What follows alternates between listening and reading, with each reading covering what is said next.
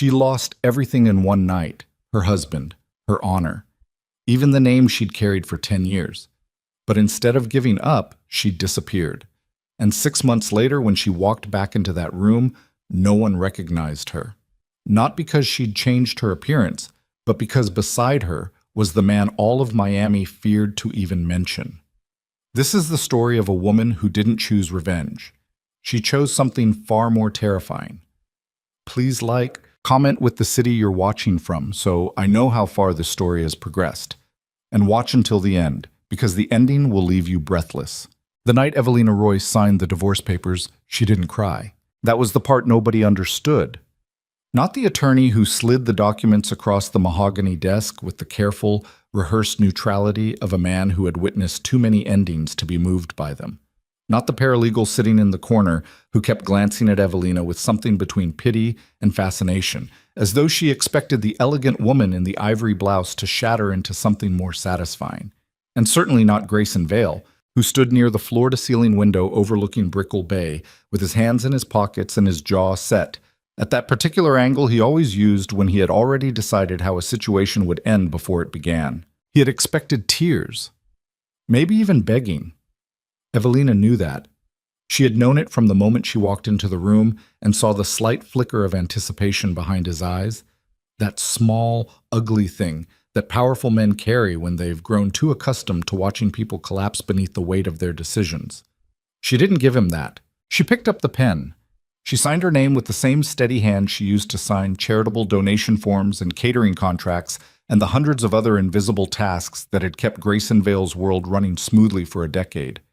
And when she set the pen down, she looked up at him only once. Not with hatred, not with grief. With something far worse, the calm, unhurried gaze of a woman who had already begun calculating the distance between where she stood and where she intended to go. Grayson blinked first. The attorney cleared his throat. Papers were gathered. A check was passed across the desk. The settlement Grayson had structured to look generous while costing him as little real discomfort as possible. Evelina looked at the check for exactly 2 seconds, folded it once, and slipped it into her clutch without comment. She walked out of this building into the thick Miami evening, into the salt-heavy air and the noise of the city that had watched her rise and had now, with gleeful patience, been waiting to watch her fall. She did not fall. She got into a cab. She gave the driver the address of the hotel where she'd been staying for the past 3 weeks. Ever since she'd packed 2 suitcases and left the Brickell penthouse without a word to the household staff. She sat in the back seat and watched the city blur past the windows, and she let herself feel for exactly the length of that cab ride, the full unfiltered weight of everything she had lost.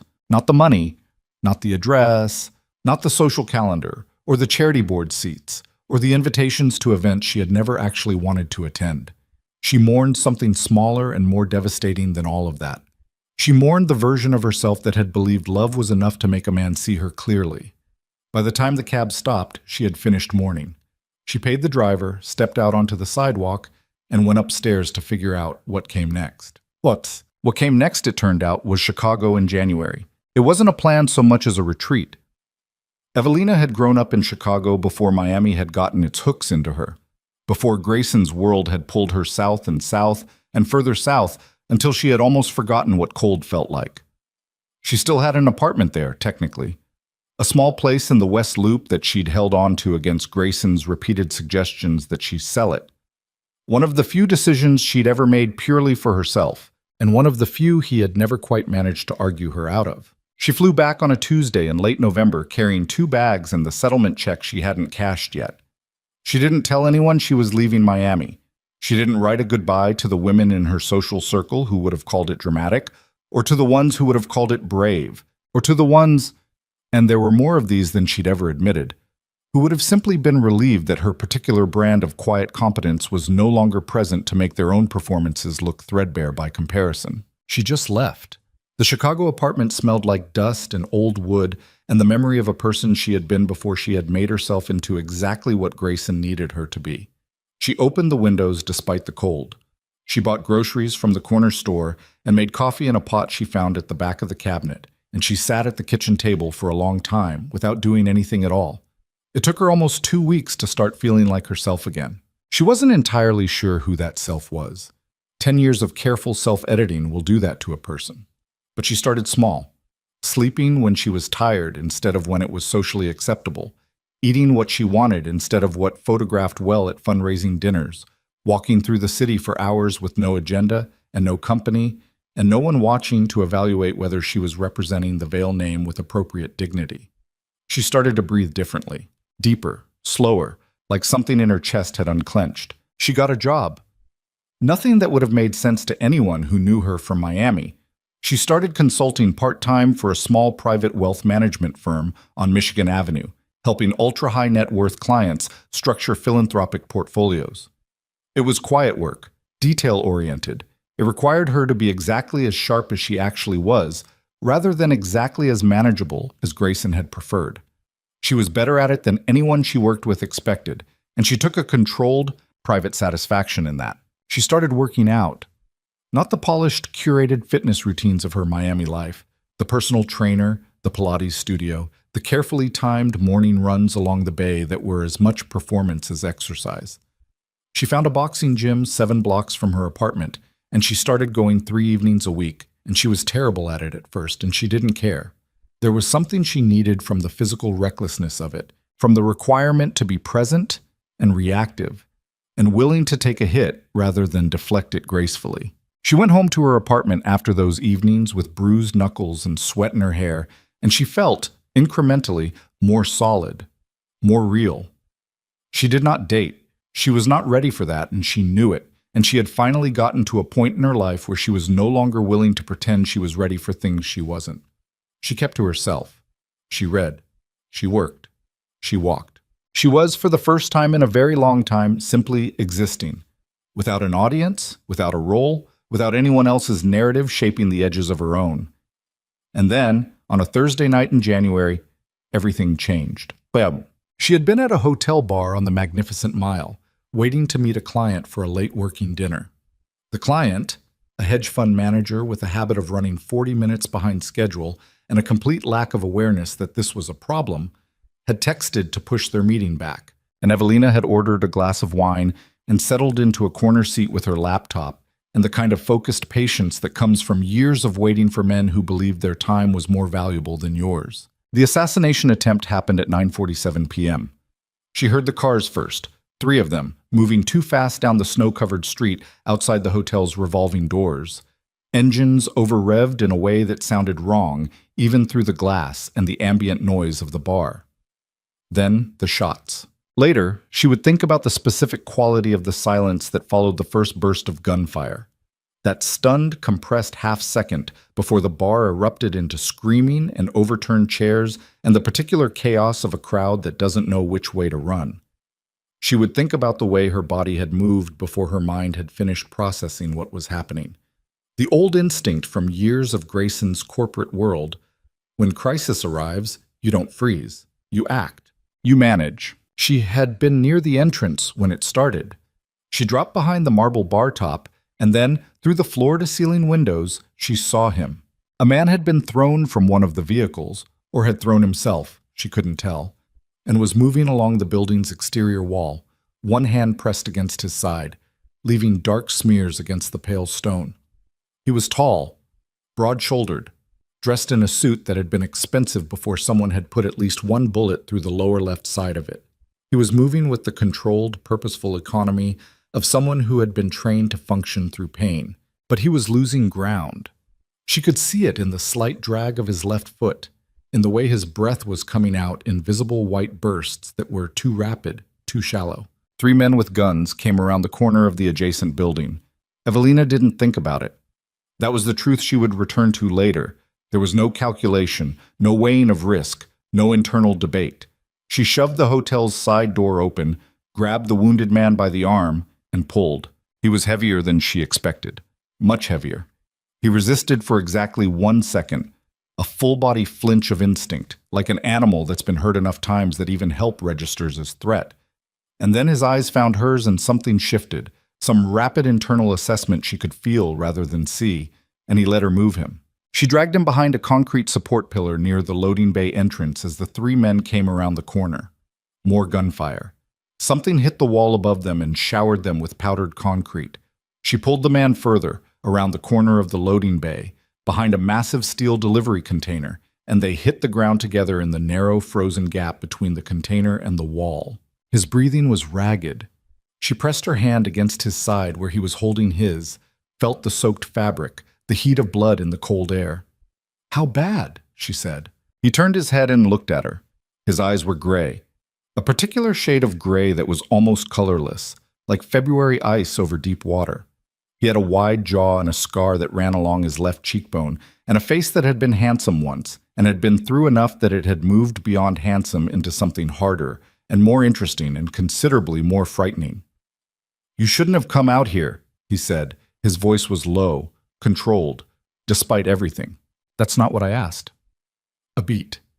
Outside the loading bay, she could hear shouting, running feet, then sirens beginning in the distance. Someone had called the police, or his people had, or both. "Through and through," he said. "Ribs, not the lung." "You sure about that?" "I've had worse." She believed him, which should have frightened her more than it did. She kept her hand on the wound. Her white blouse was ruined. She didn't care. She watched the corner of the wall where the three men would appear if they'd tracked their movement, and she was aware of her own heartbeat, fast but steady, not panicked. And she was aware that the man beside her was watching her with the same measuring attention she was giving the corner, and that this mutual assessment felt, absurdly, like the most honest thing that had happened to her in years. The three men didn't come around the corner. Later, she'd find out that two of them had been intercepted by the advanced security detail who'd been positioned a block away. The third had run. When the sirens got close, the man beside her reached into his jacket. Careful, deliberate movements, she noticed, nothing sudden, and produced a phone. He made a call in Italian, 3 sentences, completely calm, despite the blood soaking through to her hand. He listened. He ended the call. He looked at her again. "My people will be here in 4 minutes," he said. "When they arrive, I would recommend that you—" "I'm not leaving," she said. He stopped. "You don't know who I am," he said. "No," she agreed, "but you're bleeding on my coat, and I'm not squeamish, and 4 minutes is 4 minutes." Something moved across his face. It was a small thing, a compression at the corner of his mouth, not quite a smile, more like the muscular memory of one. Like a man who had stopped finding things genuinely surprising a long time ago and had just encountered something that came close. "No," he said. "I don't suppose 4 minutes is anything." They stayed like that, Evelina's hand against his side, both of them watching the shadows, until 2 black SUVs came around the corner of the loading bay with their headlights off, and 4 men spilled out moving with the coordinated, unhurried efficiency of people who did this regularly. One of them, a heavy-set man with close-cropped hair and the flat, scanning eyes of a career professional, came directly to the wounded man and crouched down, and the way he moved told Evelina everything about the hierarchy of the situation. "Cassian," the man said. Low. Urgent. So that was his name. She filed it away. They tried to get her to leave, politely, but unmistakably. One of the security men had approached her with a folded card and a look that was professionally neutral in the specific way of men who have been paid well to be professionally neutral, and told her that Mr. Moretti's team appreciated her assistance and would ensure her bill for the evening was taken care of, and that a car had been arranged to take her wherever she needed to go. Evelina looked at the card. She looked at the man. She looked past him at Cassian Moretti, who was being assisted into one of the SUVs by 2 of his people and who had turned his head, despite everything, to watch her. She looked back at the security man. "Tell him I said he's welcome," she said, "and tell him his suit is destroyed." She walked back into the hotel, asked the bar staff for a replacement blouse from the lost and found, and sent her client a message rescheduling their meeting for the following morning. She slept better that night than she had in 6 months. He called her 3 days later. She didn't know how he had gotten her number. She didn't ask. The call came at 7 in the evening while she was making dinner, pasta, something simple, the kind of meal she cooked for no one but herself and took a quiet pleasure in, and the number that appeared on her screen was not one she recognized. She answered it anyway. "You kept your hand on the wound for 4 minutes in below freezing temperatures," he said, without introduction. Most people would have run. Most people aren't paying attention, she said. She turned the burner to low. A pause. I'd like to buy you dinner, he said. To thank you. You don't need to thank me. No, he agreed. But I'd like to anyway. She thought about it. She was aware of what the smart decision was. She had spent the 3 days since that night looking up the name Cassian Moretti carefully from a device she was reasonably confident wasn't monitored. And what she had found had been substantial, troubling, and almost entirely unverifiable. The kind of information that circulates in the specific social strata where wealth and violence share real estate, where everyone knows and no one says. She was also aware that she had not once in those 3 days, felt afraid of him. All right, she said.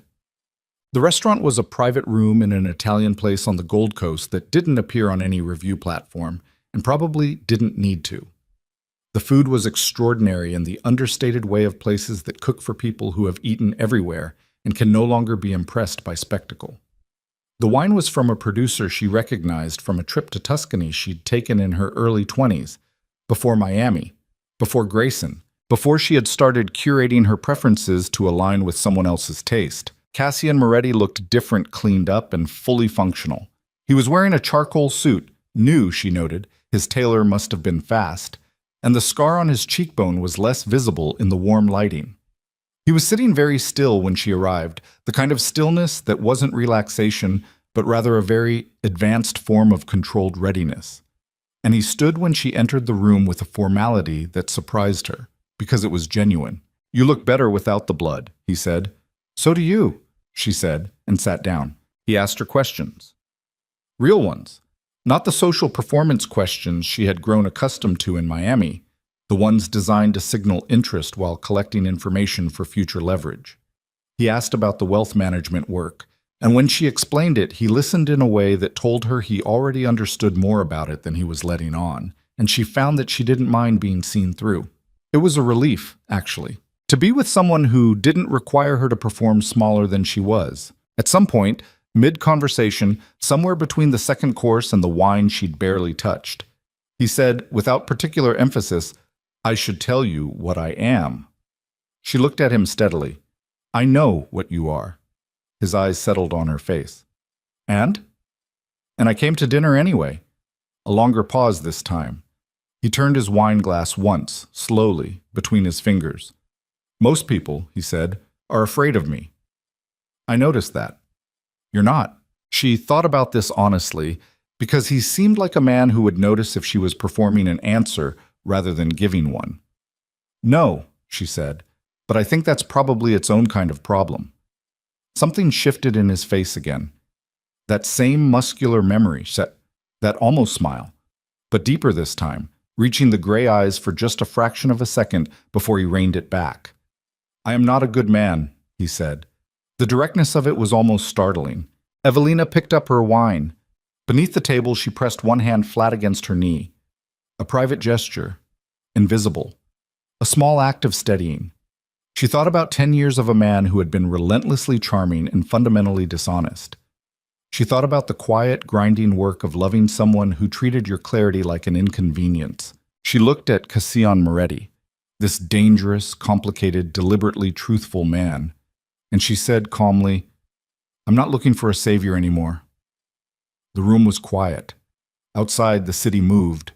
Inside that private room, something irreversible began. Bod. She flew back to Miami 4 months later. She had been with Cassian, not easily, not without turbulence, not without nights when the reality of his world pressed against the walls of whatever they were building together, in ways that made her chest tight and her mind run cold calculations about risk and consequence, and the distance between who she had been and who she was becoming. There were things she didn't ask about. There were things she did ask about, and received answers that were precise and deliberately incomplete, and she accepted that because at least they were honest incompleteness. The kind that said, I am protecting you from specifics rather than the kind that says, I am managing your perception of me. He taught her things. Not as lessons.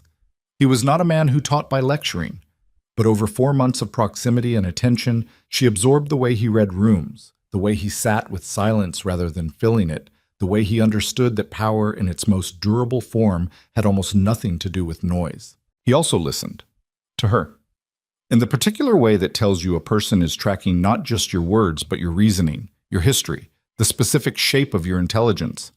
Grayson had listened to her for years in the way a man listens when he's waiting for the part that's relevant to him. Cassian listened like she was the whole conversation. One evening in March, sitting on the balcony of his apartment with Lake Michigan flat and iron-colored below them, he said, "Grayson Vale's empire has begun showing structural weaknesses." She didn't look at him. "I know." "It would be easy," he said. A pause. "Wind off the lake." "I don't want it to be easy," she said. He glanced at her. "No?" She turned to look at him then, and whatever was in her face made him go very still. "I want to walk back into that city," she said. "On my feet, with my name, and I want everyone who watched him discard me to understand exactly how wrong they were." Cassian studied her for a long moment. "All right," he said. "And I want it to last," she said. "Whatever happens, I want it permanent." He was quiet for a long time after that, long enough that she thought he might not respond, and she was already turning away when he said, very quietly, "Marry me." She stopped. She looked back at him. His face was composed. His hands were still. He looked, in that moment, like a man who had said something that frightened him and had decided to say it anyway. "That's not—" she started. "I know what it is," he said. "I know exactly what it is. And I know what I am, and I know what that makes me. And I know that if you say yes, your life will be complicated in ways that most people would run from." He held her gaze, unwavering. "But I also know that you don't run from complicated things. You run toward them with your hand pressed against the wound." She was quiet. The lake moved below them. "Give me 1 week," she said. He nodded. 1 week. She took 3 days. They married quietly. No announcement. No ceremony that would have functioned as a spectacle or a statement. That would come later, naturally, through presence rather than proclamation. A private ceremony in a judge's chambers, 2 witnesses, the simple exchange of rings, a black diamond that he had chosen because, he said with characteristic directness, it was rare and unyielding and did not require anyone's approval to be valuable. She put it on her finger. She looked at her reflection in the courthouse bathroom afterward, and she tried to find, in the woman looking back at her, the soft-edged person she had been in Miami, the one who had attended galas with a curated smile and defended a man who didn't deserve defending and made herself smaller and smaller and smaller until she fit neatly inside the story he wanted to be telling. She couldn't find her. What she found was someone else, someone who had been there all along, maybe, waiting underneath the performance, patient and quiet and considerably more dangerous than anyone had given her credit for.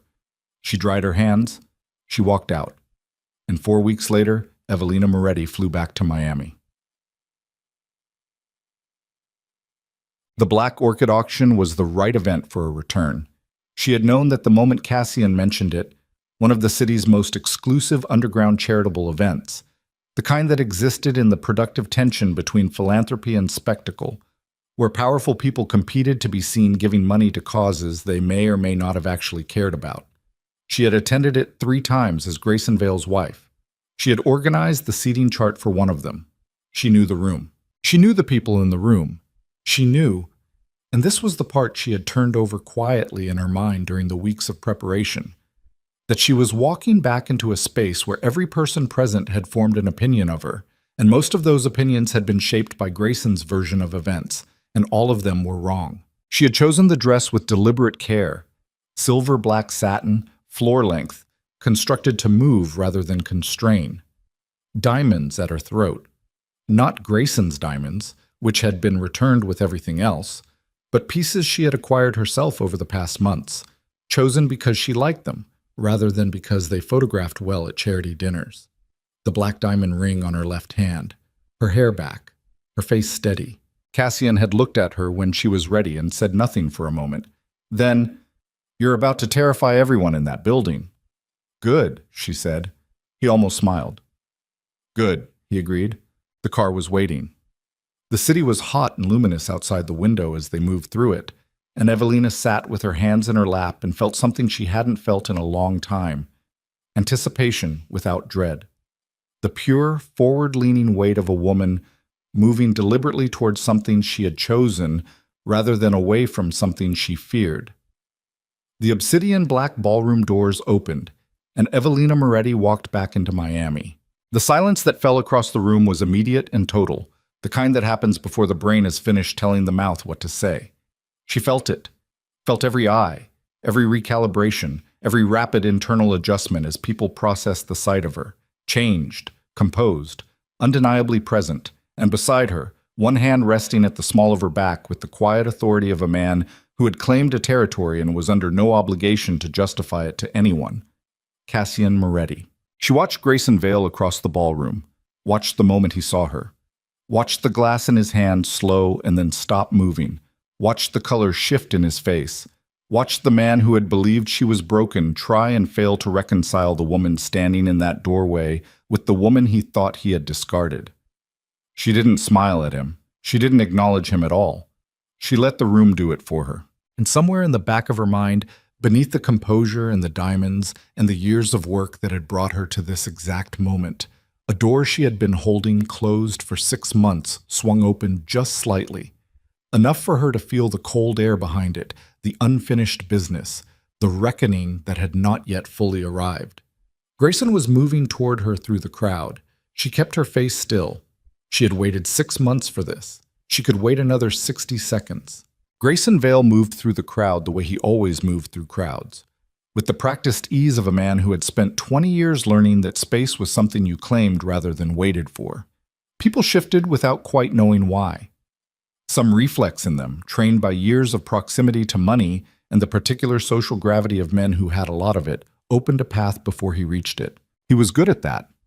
Evelina had always known it, had once, in a different life, found something attractive in it. That forward momentum, that certainty, the way he entered a room like he owned the oxygen in it. She had been young enough then, and bruised enough by other disappointments, to mistake confidence for safety. She didn't make that mistake anymore. He stopped about 4 feet from her, close enough for conversation, far enough to assess. She recognized that too. The tactical pause, the beat where Grayson Vale gathered information before deciding which version of himself the situation required. He looked at the ring first. She had known he would. It took him 3 full seconds to pull his eyes back to her face, and in those 3 seconds she watched something move through him. Something fast and dark and badly hidden. A compound emotion that she would have spent years of her former life trying to soothe. She didn't move to soothe it. "Evelina," he said. His voice was smooth. It had always been smooth. That was one of the things about Grayson Vale. His voice never cracked, never went thin, never gave you the acoustic truth of what was happening behind it. She had believed for a long time that this meant he was steady. She understood now that it meant something else entirely. "Grayson," she said. Nothing more. She let the single word sit there between them, flat and complete, like a door shut quietly rather than slammed.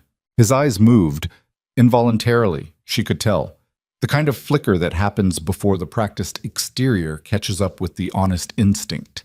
To Cassian, who was standing at Evelina's left and slightly behind her, one hand resting at the base of her spine. Not gripping, not possessive in the crude, visible way of men who need to broadcast their ownership. Just present, a point of contact that communicated to anyone paying attention everything it needed to. Cassian was looking at Grayson the way a man looks at something he has already assessed and categorized and found uninteresting, which was somehow worse than hostility. Grayson looked back at Evelina. "You look," he started. "Different," she said before he could finish. "You said that already, 6 months ago when you were looking for a cleaner word." A beat. His jaw moved. "I was going to say, well, I know what you were going to say." Around them, the ballroom had resumed its noise, music from the quartet in the corner, the careful orchestrated clatter of an open bar, the layered hum of 200 people pretending they weren't watching the most interesting scene in the room. But there was a radius around the 3 of them that remained quieter than the rest, as though the ambient intelligence of the crowd had registered that something was happening and had adjusted accordingly. Grayson looked at Cassian again. This time he held it longer.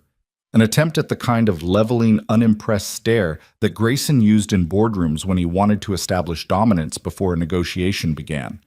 Cassian looked back at him with the gray, patient emptiness of a man who had looked at things considerably more threatening and remained unbothered. Grayson looked away first. He did it smoothly, turning back to Evelina as though it were a choice, but she had been watching, and she saw it, and the scene of it settled something in her chest that she hadn't known was still unsettled. "We should find somewhere to talk," Grayson said. "We are somewhere," she said. "We are talking. Somewhere private." No. The word was quiet and absolute. Grayson blinked, a rare tell on a face that he had spent decades learning to control. A small, involuntary compression of surprise, because she had never said no to him like that. Not flat, not cold, not without the qualifying softness of a woman who had been trained by years of loving him to make her refusals feel like apologies. "Evelina, we don't have private conversations anymore, Grayson." She held his gaze without effort. "You made that decision for both of us. I've moved on to arrangements that suit me better." He looked at the ring again. She let him look. "This is—" He stopped, recalibrated. When he spoke again, it was quieter, and she recognized the register, the one he used when he was genuinely unsettled, the intimate frequency, the voice he had used in the early years of their marriage when something had gotten past his defenses. "Eve, this isn't you." Something old stirred in her, faint, like a radio signal from a dead station. She let herself feel it for exactly a moment. The ghost of the woman who would have found comfort in that voice, who would have said, "Tell me who I am," then, who would have waited for his definition of her like it was an answer she couldn't supply herself. "You're right," she said. "It isn't who I was when I was with you." Cassian said nothing. He hadn't moved and hadn't spoken since Grayson arrived. She was aware of him the way you're aware of a current, not visible, not loud, but present in a way that changed the character of everything around it. Grayson's eyes cut to him. "This is a power play," he said, with a sudden hard edge she recognized too. The boardroom voice's angrier cousin, the one that came out when he had stopped trying to charm and started trying to intimidate. "Bringing him here, wearing that ring, this is theater." Cassian spoke for the first time. "If you believe that," he said, "you understand neither of us." His voice was low, not raised, not pointed, not theatrical. It had the quality of something that didn't need to try. Like a large stone dropped into still water that doesn't make noise so much as it simply displaces everything around it. Grayson stared at him. For a moment, the boardroom mask slipped further than he intended, and she could see it clearly. The fear, specific and physical, the body's honest answer to something the mind was trying to argue away. Then someone touched Grayson's elbow. His business partner, a silver-haired man named Fielding, who had been eyeing the cluster of them from 12 feet away for the past 3 minutes. Fielding leaned close and said something Evelina couldn't hear. Grayson's face reset. He straightened. "Enjoy your evening," he said. The smoothness was back, professional grade, the lacquer applied fast. He looked at Evelina one more time. "This conversation isn't finished." "Yes, it is," she said. He walked away. She watched him go without turning her body to track him, just her eyes, level and quiet, until he was absorbed back into the crowd. Then she exhaled slowly through her nose and let her shoulders settle and reached for the glass of champagne that a passing server had offered, taking one precise sip. Cassian's hand moved from her back to her elbow, brief, almost imperceptible, a question rather than a command. "I'm fine," she said, before he could ask it. "I know," he said. "Chigibosh." The problem with the evening started 40 minutes later and came from a direction Evelina hadn't anticipated, which was unusual and told her something about how thoroughly the past 6 months had rearranged her threat map. Her name was Vivienne Cortez. Vivienne had been one of Evelina's closest companions in her Miami years, or had occupied the social role of one, which she had spent a long time believing was the same thing. She was 40, beautiful in the particular maintained way of women in that world, married to a real estate developer who handled transactions that Evelina now understood, with the education Cassian's proximity had provided, probably benefited from being unexamined. She had been kind to Evelina during the divorce in the specific, visible, photographable way that certain women are kind during divorces, making sure the right people knew she had been kind, which meant the kindness was less about Evelina and more about Vivian's own narrative. She appeared at Evelina's elbow with a champagne glass and a smile that was warm and precise in equal measure. "Oh my God," she said. "Evelina." The embrace was perfunctory, but well executed. Vivian pulled back and held her at arm's length and did the full-body scan that women like her performed constantly and called compliments. "You look incredible," Vivian said. "I barely—" Her eyes found the ring, stopped. "Vivian," Evelina said, "it's good to see you. Is it true?" Vivian's voice had dropped to the register of performed confidentiality, the intimacy of a whisper that is calibrated to be partially audible. "Everyone is saying—" She glanced past Evelina to where Cassian was in conversation with a man Evelina recognized as the city commissioner. "Is that actually Cassian Moretti?" "Yes." "And you're—" Vivian's eyes dropped again to the ring. "Eve." "Vivian. You know what he is." Evelina looked at her steadily. "I know exactly what he is." "And you think that's—" She stopped herself. Recalibrated. The smile came back, carefully reinstalled. "Well, you look happy. That's what matters." "Is it?" Evelina said. There was no hostility in her voice. She wasn't angry, not at Vivian specifically, but she was no longer in the business of accepting social performances at face value, and she was no longer going to pretend otherwise. Or does what matter to you depend on what information you're going to be able to take back to whoever is most interested in having it? Vivian's smile stayed in place. It took effort. Evelina could see the effort. "That's not fair, Eve." "It's probably the most accurate thing I've said to you in 10 years, Evelina said pleasantly, "which is either a failure of my honesty or yours." Vivian's face went through several quick revisions. Then she laughed, a real one, shorter and less polished than her social laugh, and shook her head slightly. "Cassian Moretti has been terrible for your manners," she said. "Cassian Moretti has been very good for my honesty," Evelina said.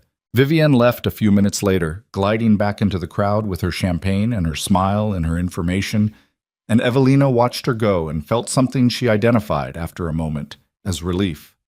The relief of a woman who had stopped performing friendships and was beginning to understand the spaciousness of that. Cassian found her near the balcony doors around 10 o'clock, where she had stepped out of the main current of the room to breathe. The night air off the harbor was thick and warm, Miami's version of cool, which was different from anywhere else's version, and the city lights reflected in the black water in long, fractured lines. He came to stand beside her without touching her. They stood like that for a moment. "Fielding," he said, "the man who pulled Vale away." "I know who he is. He made 3 calls in the last 20 minutes. She looked at him. "You're having him watched." "I'm having the room watched." "That's not the same thing." "No," he agreed. But Fielding's calls went to 2 of Grayson's primary investors and to a man named Dario Rice, who is interesting to me for reasons that have nothing to do with your ex-husband. She turned to face him more fully. The harbor moved below them. Inside the ballroom, the auction was beginning. She could hear the auctioneer's practiced baritone starting the first lot, the ripple of bidding, the performance of charity. "Rice," she said. She searched her memory. "Real estate. Commercial development in the Port District." Cassian looked at her with the focused attention she had come to recognize as his version of approval. Not warm, exactly, but present and genuine, and entirely unperformative. "That's the surface. What's beneath it?" He considered how much to tell her. She recognized that too. The slight pause, the calibration. He did it less than he used to. She took that as its own kind of communication.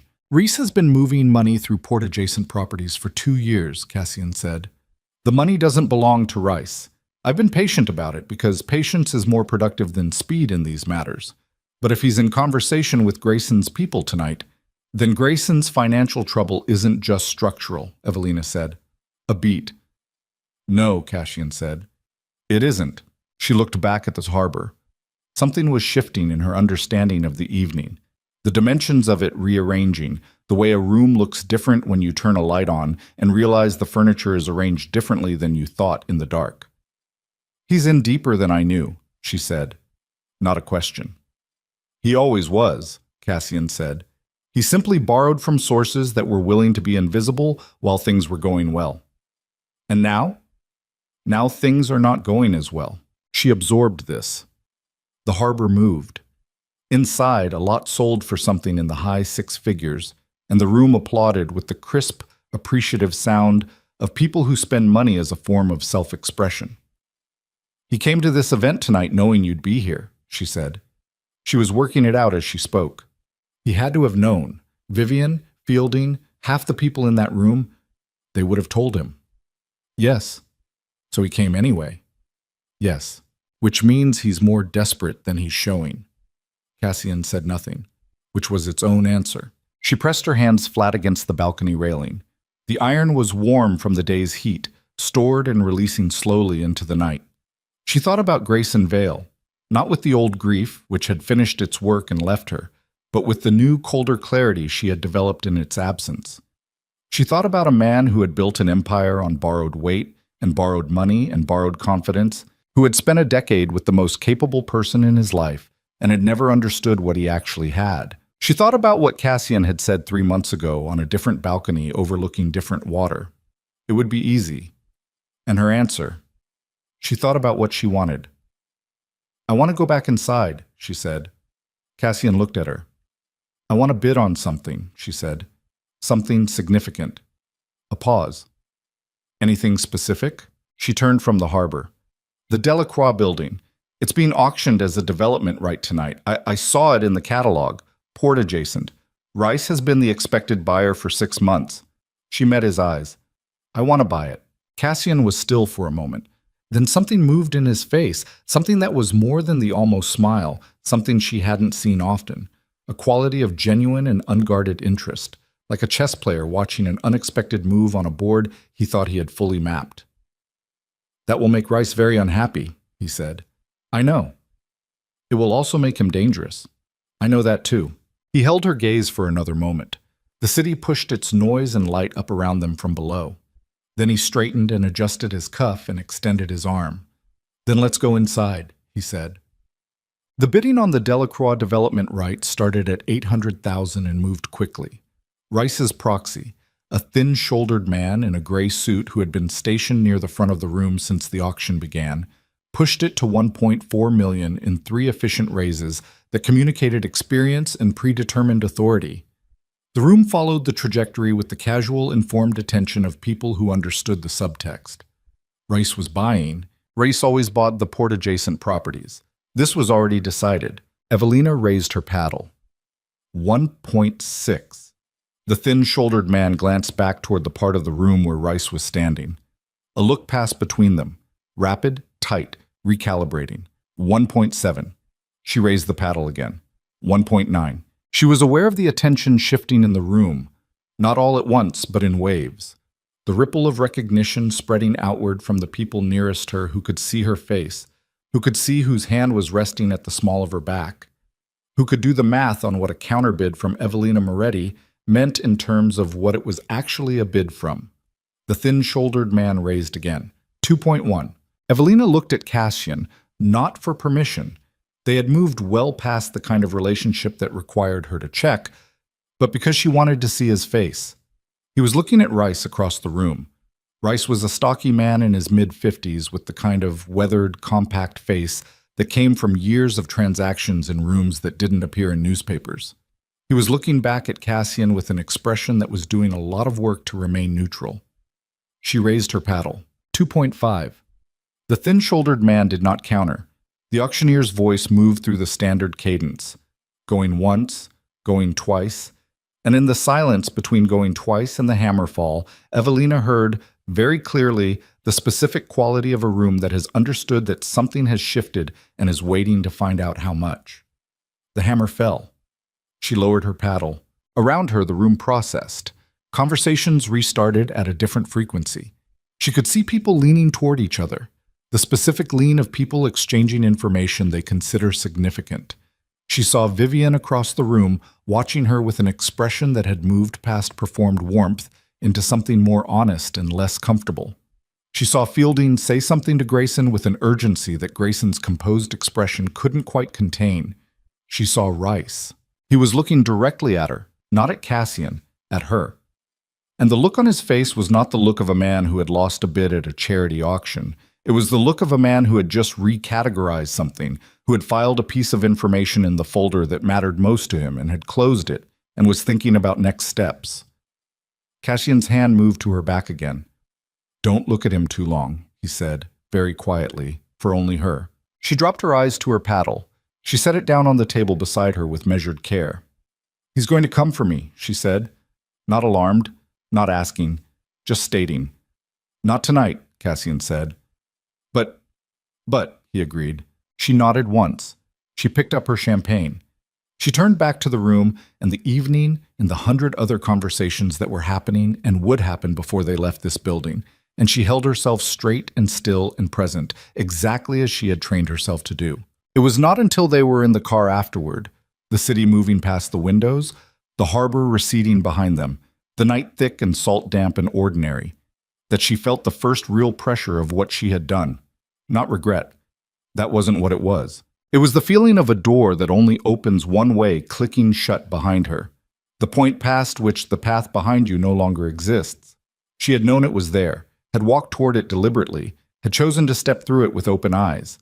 But knowing a thing and feeling it are different weights. She was quiet for a long stretch of road. Cassian didn't fill the silence. She had come to understand that this was something she loved about him, not found tolerable, not appreciated intellectually, but actually loved, the way you love the specific gravity of a person who lets you take up space. "Rice," she said eventually. "Yes. He's going to find out how far back we go, you and I. He's going to build a timeline. He already has." She turned to look at him in the passing light of the city. "And Grayson?" A pause. When Cassian answered, his voice was even. "Careful. More careful than she was used to from him, which told her the answer was layered. Grayson Vale reached out to Rice 6 weeks ago," he said. The car moved. She felt the information land in her body, not in her chest, not with grief, not with the old heat of betrayal. Lower than that. Colder. In the place where a woman keeps the things she cannot afford to feel in real time and has to file away for later examination. "He knew," she said. "He suspected," Cassian said. "Now he knows." "What did he offer Rice?" Another pause, longer. "That," Cassian said, "is what I need to find out." She looked out the window. The city moved past, indifferent and lit and relentless, full of people making decisions that would matter and decisions that wouldn't, and most of them unable to tell the difference in the moment. She thought about Grayson and Rice and 6 weeks of conversations she hadn't known were happening. She thought about the specific, patient way Cassian had moved through this entire evening, the assessment, the auction, his eyes on Rice across the room. She thought about a man who had been in this business for 20 years and who did not make decisions in real time if he could avoid it. "You knew," she said. "You knew about Grayson and Rice before tonight." Cassian said nothing. "You brought me here knowing Rice would be here, knowing Grayson had been in contact with him, knowing the Delacroix property would be available." Still nothing. "Cassian." He looked at her then. His face in the shifting light of the city was still and undefended, which was its own kind of answer. Not evasive, not performing ignorance, but not rushing to explain either. Holding the space between what he knew and what she needed to understand and letting her bridge it. "How much of tonight," she said carefully, "was my idea?" The car stopped at a light. Outside, 2 people were arguing on the corner. Something about a cab, she thought. Nothing. The ordinary friction of a city at midnight. "The dress," he said, "was entirely yours." She looked at him. "The ring," he said, "was mine." "And the rest?" He held her gaze. "Some of both. In proportions I'd discuss with you anywhere except in this car in traffic in Miami." She thought about that. The light changed. The car moved. She should have been angry. Part of her was. But there was another part. The part that had pressed her hand against a wound in freezing temperatures without being asked. The part that had looked at an honest monster and said, "I'm not looking for a savior." And that part was running the calculation and arriving at something more complicated than anger. He had moved her into position like a piece he needed on the board. He had also put her on the board in the first place because he believed she could handle it. Those 2 things were not the same. They were also not entirely separate. "When we get home," she said, "you're going to tell me everything about Rice, everything about Grayson, everything about what the next move is and what it costs and who pays it." "Yes," he said, "and if I think you've miscalculated, I'll want to know." "Not want," she said. "Need." A beat. He nodded. "Need." She looked out the window again. The harbor caught the light in her peripheral vision, briefly visible between buildings. Gone. She thought about Rice's eyes across the auction floor, the recategorization, the folder closing. She thought about Grayson, somewhere behind them in the lit ballroom, understanding tonight only enough to misread it, which was worse than not understanding at all, because misreading something dangerous in a specific direction could make a frightened man do unpredictable things.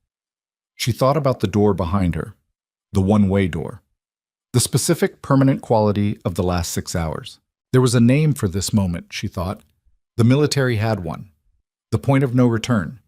The threshold past which the fuel calculation changes, past which you can no longer reverse course and land where you started, past which the only option that makes physical sense is forward. She had crossed it tonight. She had known she was crossing it. What she hadn't known, what Cassian had either miscalculated or deliberately withheld, and she wasn't yet certain which, was how fast the other side of that threshold would come rushing up to meet her. Her phone buzzed. She looked at the screen. The message was from a number she didn't recognize. 6 words. She read them twice. Then she locked the screen and set the phone face down on her knee and looked straight ahead at the road unspooling in the headlights and said nothing for a long time. Cassian, beside her, waited. Finally, she turned the phone over and held it out to him. He read it. His face went very still. The city moved past them.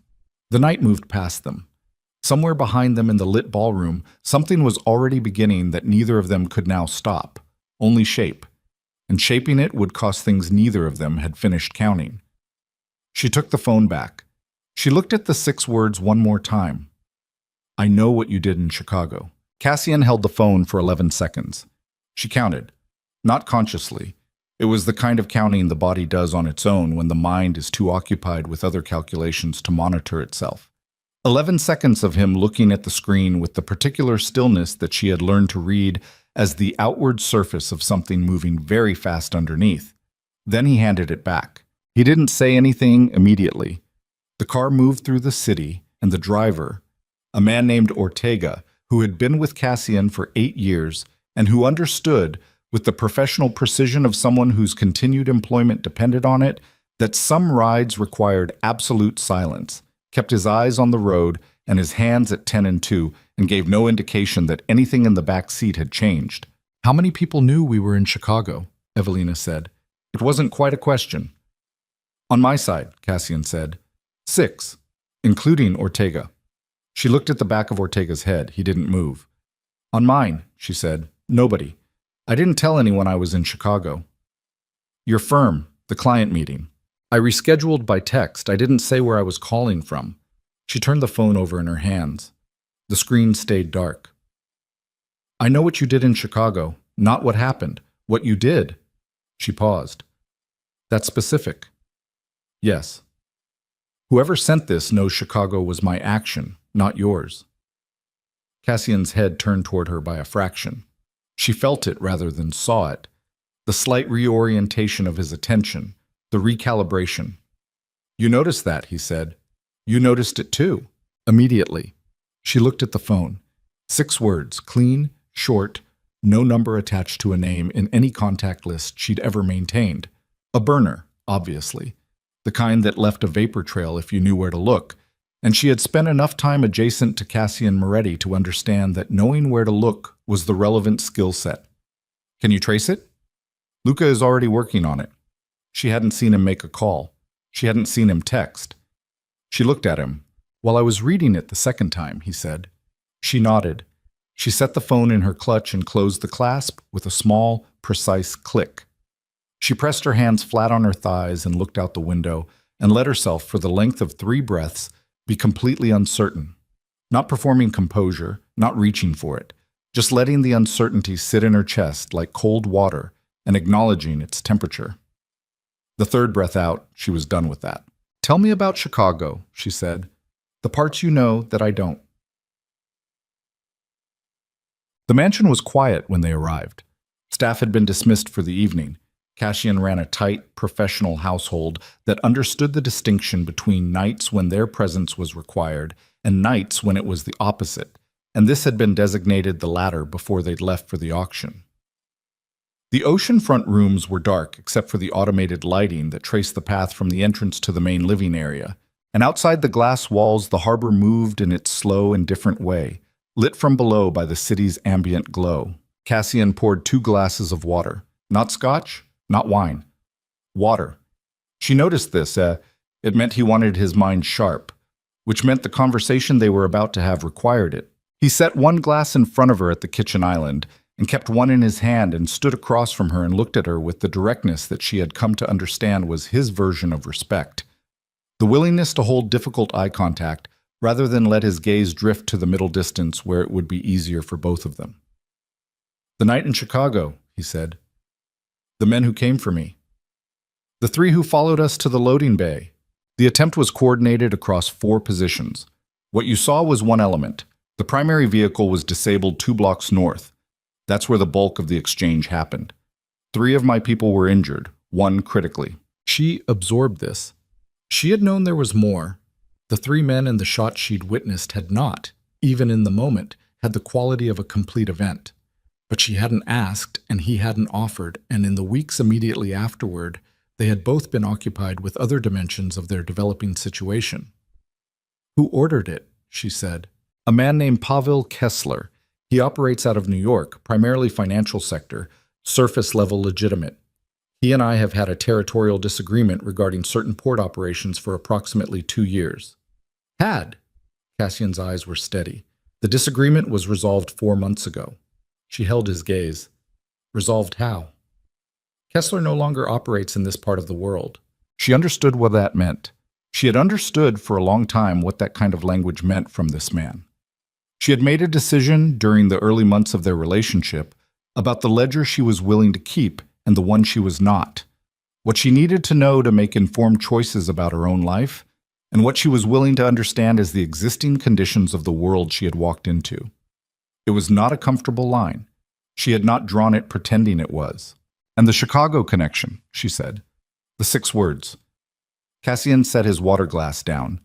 He pressed his thumb and forefinger against the bridge of his nose, a gesture she had only seen from him 3 times, and each time it had indicated something at the far edge of his usual range of equanimity. Kessler, he said, was not acting alone in Chicago. She waited. He had a partner who provided the operational intelligence, timing, route, location of the hotel. He paused. That partner knew about you before Chicago, knew you were in the city, knew you were at that hotel, knew that you had a connection to me through the wealth management work. The kitchen was very quiet. That's not public information, she said. No. The wealth management firm? Clean. I had them checked before you started. He picked up the water glass again, set it down without drinking. The information about you came from Miami. She stared at him. Someone in Miami, she said slowly, told Kessler's partner where I was, knowing I would be near you, knowing what might happen. That's what the evidence suggested 4 months ago when I resolved the disagreement with Kessler. Another pause. And that is what the message tonight confirms, because the only people who know the specific shape of your role that night in Chicago are the people who were there and the person in Miami who sold the information to begin with. She was quiet for a long time. She could hear the harbor outside. She could hear the faint electrical hum of the house's systems, climate control, security, the invisible infrastructure of a well-defended life. You didn't tell me, she said. No. 4 months ago, when you resolved it. You didn't tell me. No. She looked at the water glass in front of her. She didn't pick it up. Cassian. I know. No. Her voice stayed level, but something under it had shifted. She could hear it, and she knew he could too, the specific frequency of a woman who is not raising her voice because she has moved past the register where volume is the appropriate instrument. You don't get to say I know as though that concludes the sentence. You knew someone in Miami had tried to use me as a mechanism to get to you. You knew that person was still in Miami. You knew that when you married me. You knew that when you brought me back here tonight. He said nothing. That was its own answer. Who is it? She said. Silence. Cassian. Who is it? He looked at her across the kitchen island, and his face was the most unguarded she had ever seen it, which should have been a relief and was instead the most frightening thing about the moment, because a man like Cassian Moretti with an unguarded face meant the situation had reached a point where the performance had become irrelevant. I have a strong suspicion, he said. I don't have confirmation. Tell me the suspicion. He told her. She listened. And then she stood very still in the quiet kitchen with the harbor moving outside the glass, and she experienced, in sequence, the following things. Disbelief, which lasted approximately 4 seconds. Revision of the past 6 months through the new lens, which took considerably longer and happened very fast, and left her feeling slightly physically ill in the way that rapid recalculation always does, when the numbers change everything you thought you'd already solved. And then, underneath both of those things, something that was not grief and not rage, but sat precisely between them like a load-bearing wall in a structure that is failing. How long? She said. I've suspected since month 2. Month 2? 2 months into... She stopped. She pressed one hand flat on the kitchen counter. The stone was cold. She focused on that, the specific temperature of the counter against her palm, the solidity of it. 2 months in, and you said nothing. I needed to be certain. You needed to be certain, she repeated, while someone who knew my location and your schedule was still in this city, while I was building a life here, while I was... She stopped again. The hand on the counter pressed harder. Who else knows your suspicion? Luca. Just Luca. Yes. So you've been carrying this for 4 months, you and Luca, and making decisions around it. She looked up at him. The auction tonight. Something moved in his face. The auction, she said again. The Delacroix property. You said it was about rice, but if your suspicion is correct, then rice and... She stopped, rebuilt the sequence, rebuilt it again. You were smoking them out. Tonight was a trap, and I was the bait. You were not bait, he said. His voice had an edge she didn't often hear. Then what was I? The hand on the board that I trusted to play correctly. That is not the same as bait. The distinction feels very fine from where I'm standing. I know. She looked at him. He looked back. The kitchen held them in its careful quiet, and outside the harbor kept moving, and inside her chest something was working very hard at a problem that did not have a clean solution. I need to know, she said carefully, whether the person you suspect is capable of the message tonight. Whether they have the technical capacity to have traced the burner, to have been in that ballroom tonight and known the timing? Yes, he said. She closed her eyes for exactly 2 seconds. Opened them. They were there tonight, she said. In the ballroom. Yes, I believe so. She picked up the water glass. Drank. Set it down. Show me what Luca has found. What? Luca Ferrante arrived at the mansion at 12:40 in the morning in dark clothes with a laptop and the specific energy of a man who had been awake for 22 hours and intended to be awake for several more. He was 34, compact, with a quick, precise face, and the habit of looking at every entrance and exit of every room he entered before he looked at the people in it. He had worked for Cassian for 6 years and was, as far as Evelina had been able to determine, the person in Cassian's world whose intelligence he trusted most completely. He looked at Evelina when he came in the way he always looked at her, direct, assessing, without the residual uncertainty that some of Cassian's other people still carried when they dealt with her. He had formed his opinion of her early and had not revised it, and the opinion was apparently sufficient because he treated her with the businesslike respect he gave anyone who had earned a position rather than been assigned one. The burner traces to a purchase at a convenience store on Biscayne, he said, before he'd fully sat down. Cash. 2 weeks ago. No camera coverage of the transaction. 2 weeks, Evelina said, before the auction was publicly confirmed. Luca looked at her. Yes. The auction was confirmed on the society page 11 days ago. So the message was prepared before the event was public. Or the sender knew about the event before it went public, which is its own kind of information. She nodded. She looked at Cassian, who was standing near the window with his arms crossed and his eyes on Luca's laptop screen. The ballroom's private security footage, she said. Can you get it? Luca's mouth compressed slightly. The expression she had learned that meant the question was reasonable, but the answer was complicated. The auction security runs through a private firm. I have a contact there. It'll take until morning. Get it? He glanced at Cassian. Cassian gave a slight nod. Not permission exactly, more like confirmation that they were aligned, which she noted and filed. There's something else, Luca said. He opened a second window on the laptop and turned it toward them. Grayson Vale's financial exposure. You asked me to keep monitoring. Cassian unfolded his arms and came to the island. Evelina moved to stand beside him. The screen showed a series of transaction records, the kind of document that should not have been accessible to anyone outside specific regulatory bodies, and certainly not displayed in a private kitchen in the middle of the night, that traced the movement of money through a series of holding companies with the particular Baroque complexity of structures designed to obscure rather than organize. He's 3 months from a margin call he cannot meet, Luca said. The primary creditor is a Luxembourg entity that was established 18 months ago, the ultimate beneficial owner of the Luxembourg entity. He paused. Not for effect, for the specific courtesy of giving them both a moment before the information landed.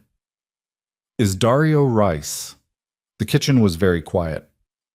Rice owns Grayson's debt, Evelina said. Effectively, yes. Since before the divorce. Luca looked at the screen.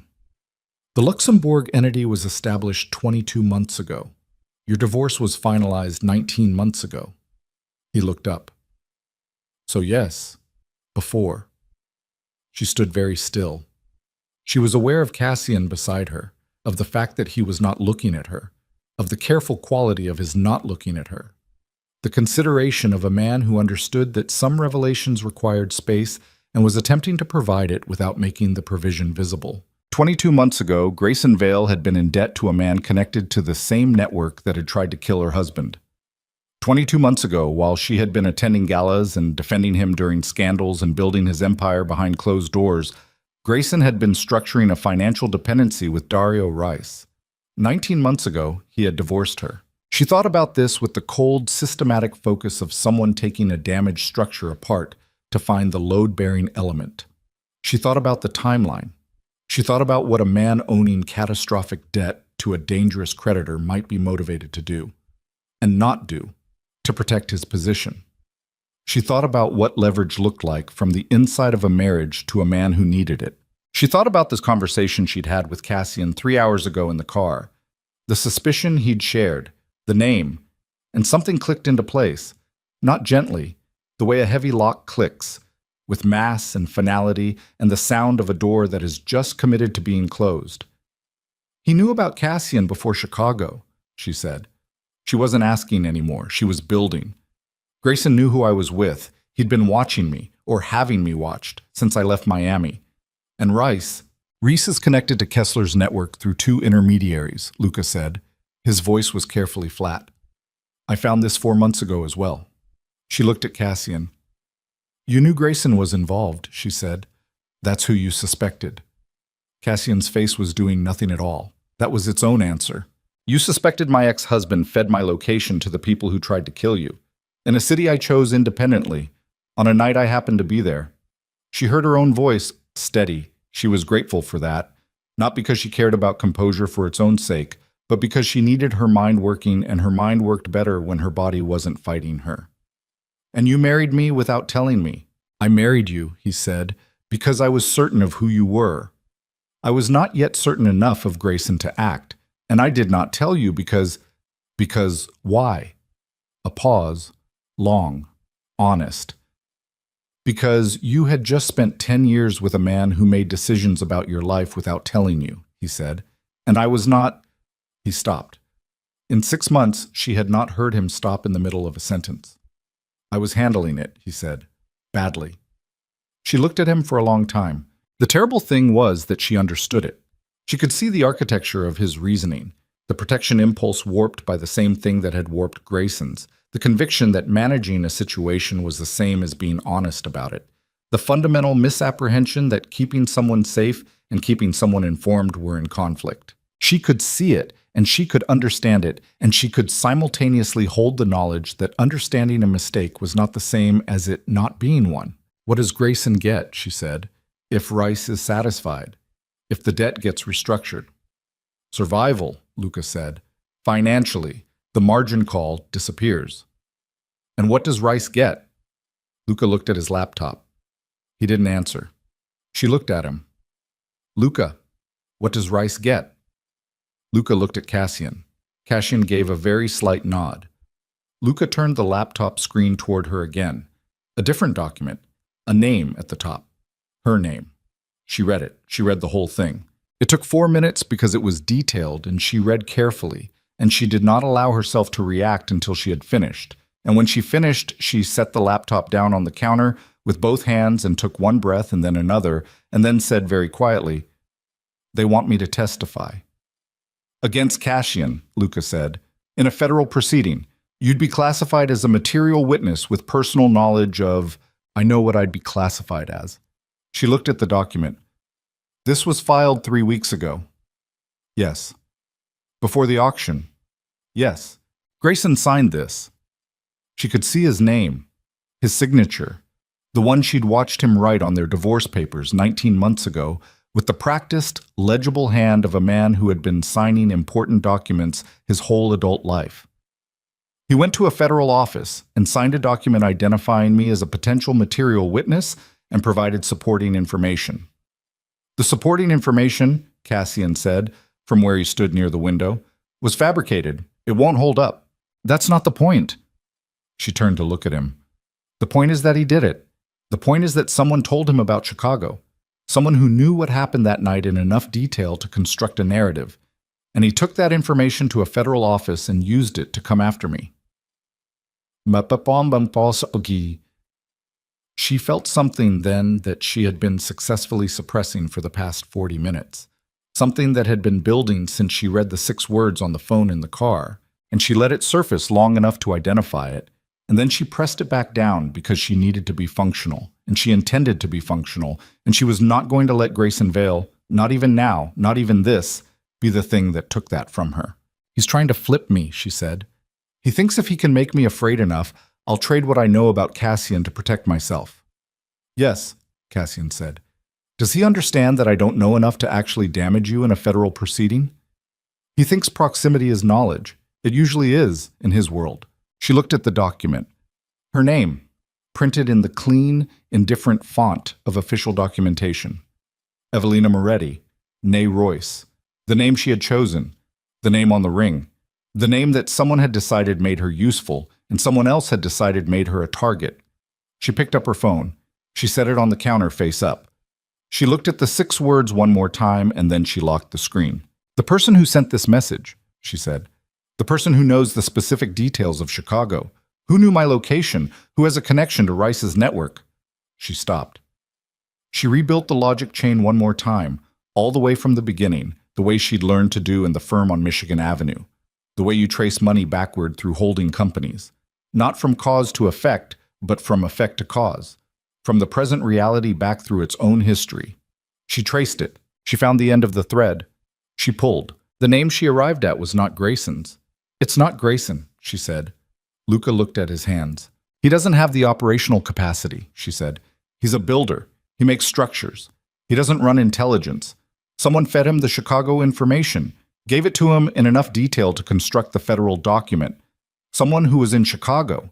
Someone with access to Kessler's network, and to Rice, and to Grayson." She paused. "Someone who has been managing all 3 of those connections simultaneously." She looked at Cassian. "Someone you trusted," she said. The silence in the kitchen was the specific kind that comes after an explosion. Not the explosion itself, but the moment after, when the structure hasn't yet finished deciding whether it's going to stand. Cassian's eyes were on her face. "Say it," he said. His voice was very quiet. "Luca," she said. She didn't look away from Cassian. "Pull up the records for the Luxembourg entity, the access logs, the internal communication structure." She paused. And then tell me who, 6 months ago, was in a position to know both that I was in Chicago and that Cassian would be on that street that night. Luca's hands were on the laptop. He wasn't opening it. She looked at him. He looked back at her with the flat, scanning eyes she had attributed to professional training, and which she was now, with the specific, nauseating clarity of a person who has just understood the shape of a room by touching the walls in the dark. Understanding was something else entirely. "Luca," Cassian said. The word was not loud. It was not a question. It had the quality of a door being taken off its hinges, not forceful, but irreversible. Luca set both hands flat on the counter. He looked at Cassian. The expression on his face was the most honest thing she had seen all night. No performance, no preparation, the raw and terrible face of a man who has been carrying something for a very long time and has just been told he can set it down. 8 years, Cassian said, still quiet, still without inflection. 8 years, Luca said. Tell me why. Luca closed his eyes. He opened them, and then he told them. The why was not simple. It never was. She knew that. She had understood it intellectually for a long time. That betrayal at this scale did not come from simple motives, because simple motives did not sustain 8 years of careful, patient deception. It came from the compound weight of accumulated grievance and compromised loyalty and the specific human capacity to tell yourself a story about why the thing you're doing is not the thing it actually is. Luca had a sister. The sister had a debt. The debt had gone to Rice's network 18 months before Luca was approached, a timeline that meant Rice had engineered the vulnerability before he'd leveraged it, which told her something about Rice's operational patience that was worth holding on to. The approach had been careful, gradual, framed as information exchange rather than betrayal, framed as protecting the sister rather than endangering the boss, framed. And this was the part she could see hitting Cassian like something physical, even as he stood perfectly still across the kitchen, as temporary, controllable, contained. It had been none of those things. When Luca finished, the kitchen held the three of them in a silence that had weight and temperature and the specific quality of a moment that is permanently dividing time into before and after. She watched Cassian. He was looking at Luca with the gray February ice eyes that she had learned could mean almost anything, and right now meant something she could not fully read because she had never seen it before. Something that was grief and fury and the particular devastation of a man whose professional worldview has just been revised at the deepest load-bearing level. 8 years. The person he had trusted most. The person who had known everything. She understood in that moment with absolute clarity that the plan she had carried back to Miami, the measured, strategic, patient reclamation of her own life, was no longer the plan she was inside. The plan had changed. The board had changed. The game had changed in ways that neither she nor Cassian had fully mapped. And they were standing in a kitchen at 1 a.m. with a federal document bearing her name and a man they'd trusted who had just confessed to being the mechanism of their near destruction. And the only relevant question was the forward one. She straightened. She picked up her water glass and finished it and set it down. She looked at Cassian, held his gaze until he turned from Luca and met her eyes, and when he did, she saw the moment he came back to himself, the moment the devastation receded behind the composure, the moment the man she had married stepped back to the front. She said quietly and without hesitation, "We have until morning before the federal document becomes actionable. Tell me what needs to happen before then, and tell me what you need me to do." Cassian looked at her, and in the specific, unguarded way of a man who had just lost the person he trusted most and found someone he trusted more standing in their place, he said, "Everything is going to change tonight." "I know," she said, "not just Luca, not just Rice. Everything." She held his gaze. "Then let's start," she said. And behind her on the kitchen counter, her phone lit up with a second message from the same dead number. 6 words again, different ones this time. And when she turned to read them, the color drained from her face for the first time all night. Because whatever she had prepared herself for, whatever she had built herself into over the past 6 months, whatever she had become in that courthouse bathroom and in that Chicago winter and in this marble kitchen at 1 a.m, she had not prepared for this. The second message read, "Your mother is in Miami, room 412." Evelina did not move for 3 full seconds. Then she picked up the phone with both hands and read it again, and the words did not change, and the room did not change, and the harbor outside did not change. And none of those things mattered because her mother had been in a care facility in Sarasota for 2 years, had been there quietly and safely, and completely removed from anything to do with Miami or Grayson or the life Evelina had spent 6 months dismantling and rebuilding. And the only people who knew about her mother, who knew about the facility, the arrangement, the careful financial infrastructure Evelina had set up to keep her there and keep her comfortable and keep her invisible, were a lawyer in Sarasota and one person in Miami. One person. She looked up at Cassian. "My mother," she said. He was already moving toward her. He read the message over her shoulder. His hand came to her arm, not gripping, steadying, and she felt the specific quality of his stillness against her back, the way he went absolutely motionless when his mind was running fastest. "Who knew?" he said. "One person." She looked at Luca. "One person in Miami knew about my mother." Luca's face had gone gray. He was still sitting at the counter where he had confessed, hands flat on the surface, and the grayness in his face now was not guilt. She'd seen the guilt already, had cataloged it, and set it aside. This was something else. This was fear. The specific physical fear of a man who has just understood that the thing he thought he was controlling had been controlling him. "Luca," Cassian said. His voice had changed. Not loud, not raised, but there was something in it that hadn't been there before. A quality of absolute zero, the temperature at which things stopped moving entirely. "Did you tell them about her mother?" "No." Fast, genuine. "I swear to you, no, I didn't know. I didn't." He stopped.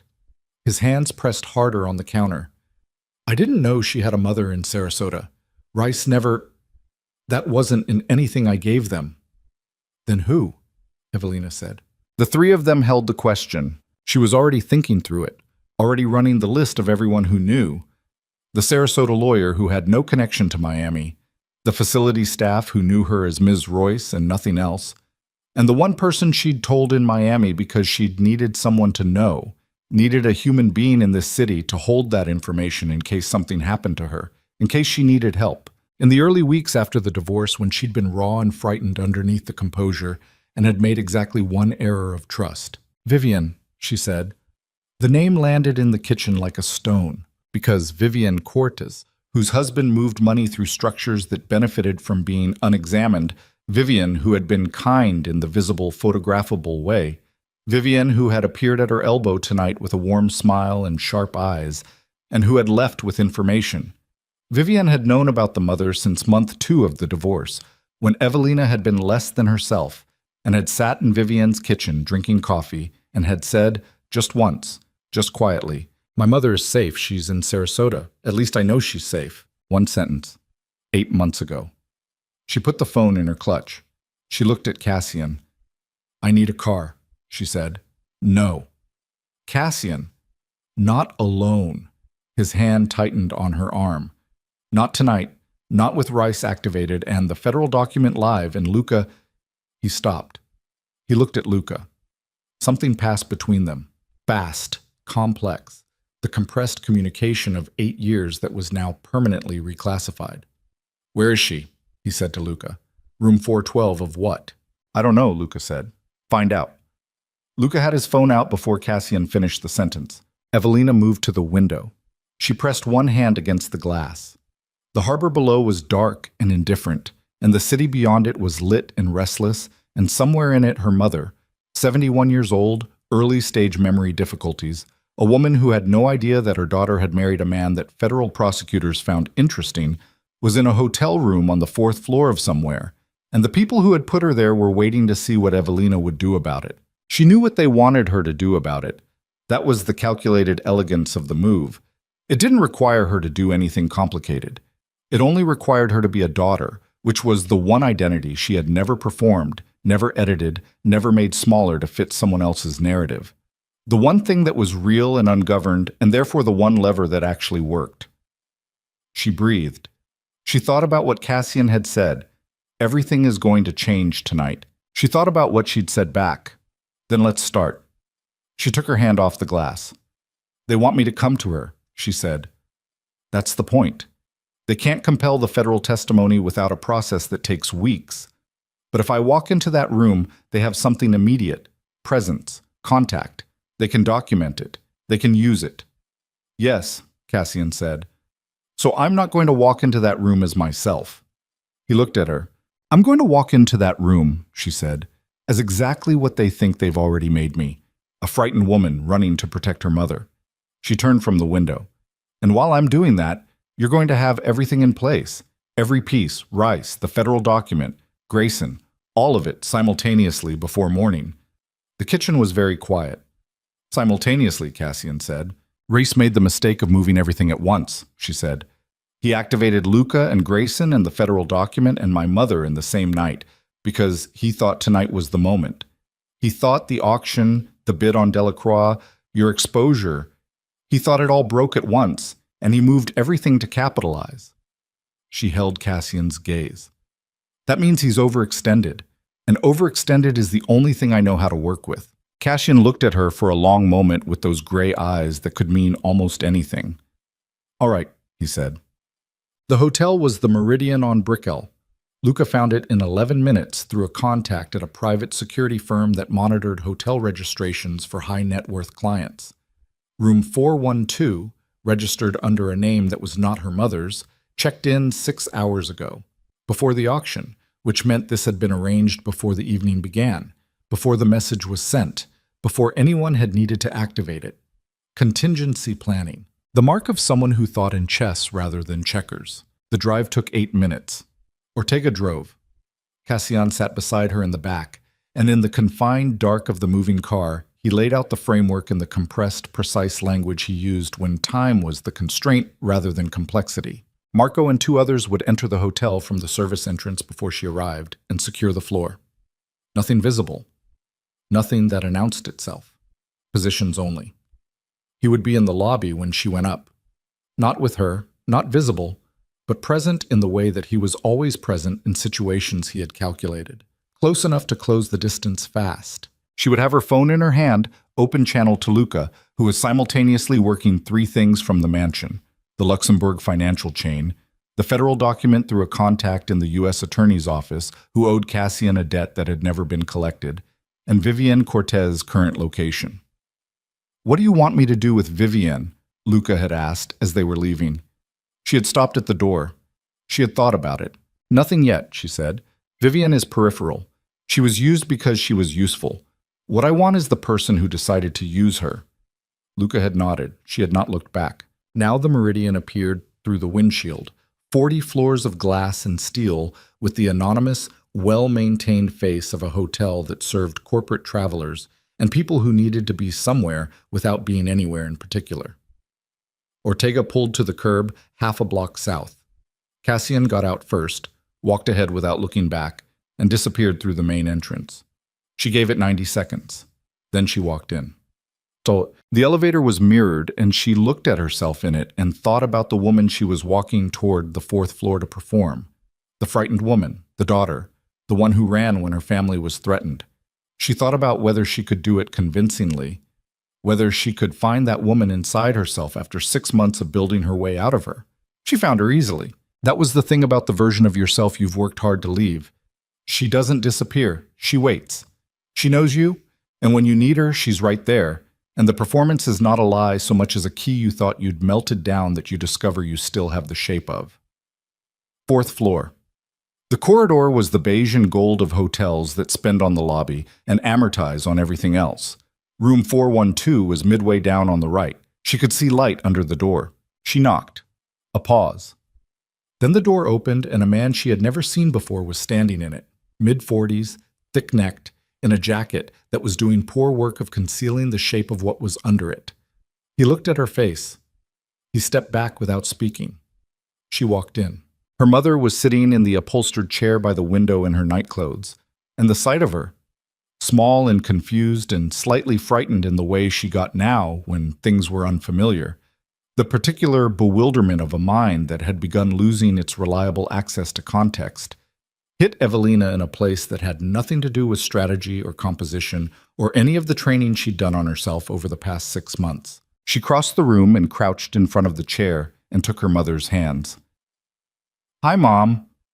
Her mother looked at her. For a moment, That terrible held breath moment she had learned to brace for, there was no recognition. Then something cleared, the way it did sometimes, like a cloud passing and leaving a patch of ordinary light. Evie. Her mother's hands tightened on hers. I don't know where I am. I know, it's okay. I'm here. They said there was a problem with my room, at the other place. I know, there wasn't. I'm going to fix it. She stood up slowly. She turned. Dario Rice was standing in the doorway of the adjoining room. He was shorter than she had expected. She had formed an image of him from the ballroom distance, from Cassian's careful descriptions, from the financial documents and the transaction records and the operational intelligence that added up to a picture of significant power, and somehow power at that scale had constructed itself in her imagination as physically large. He was not. He was a compact man in his mid-50s in a gray suit, with a weathered face and dark eyes that moved over her the way a contractor's eyes move over a building. Assessing load, calculating cost, looking for structural weakness. Mrs. Moretti, he said. His voice was mild. That was the most frightening thing about him, she registered. The mildness. The complete absence of visible intensity. The manner of a man who had long ago stopped needing to signal that he was dangerous because everyone in the room already knew. Mr. Rice, she said, sit down. I'm fine standing. A pause. He looked at the thick-necked man who moved to stand between her and the door. She noted this without reacting to it. The open channel to Luca was live in her phone in her left hand. She kept her left hand still. Your mother seems well, Rice said. He glanced toward the chair. Her mother was watching them with the slightly unfocused attention of someone trying to follow a conversation in a language they once knew. 71. Early stage cognitive decline. The facility in Sarasota has been very good for her. Is there a point coming? Evelina said. The point, Rice said, is simple. You're an intelligent woman. You understand the federal proceeding. You understand that your husband's position is, let's say, exposed. We're asking for your cooperation with a process that will cost you nothing personally and will result in a very clean resolution for everyone, including your mother, including you. You want me to testify against Cassian. We want your account of certain events, including Chicago. I don't have an account of Chicago that's useful to you. We think otherwise. Then you're wrong. She kept her voice level. She looked at him steadily. I was a bystander in Chicago. I have no knowledge of Cassian's operations, his finances, his organizational structure, or anything else you would need for a federal proceeding. I'm a wealth management consultant. I married a man I met during a difficult period of my life. That's my account. Reese looked at her for a moment. Then, without changing his expression, he said, Vivian Cortez had a very different sense of what you discussed during your time in Miami.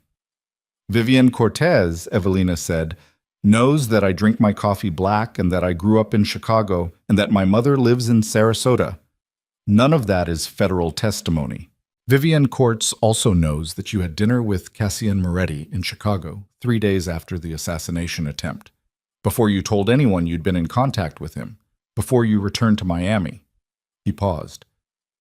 That's a timeline that tells a story.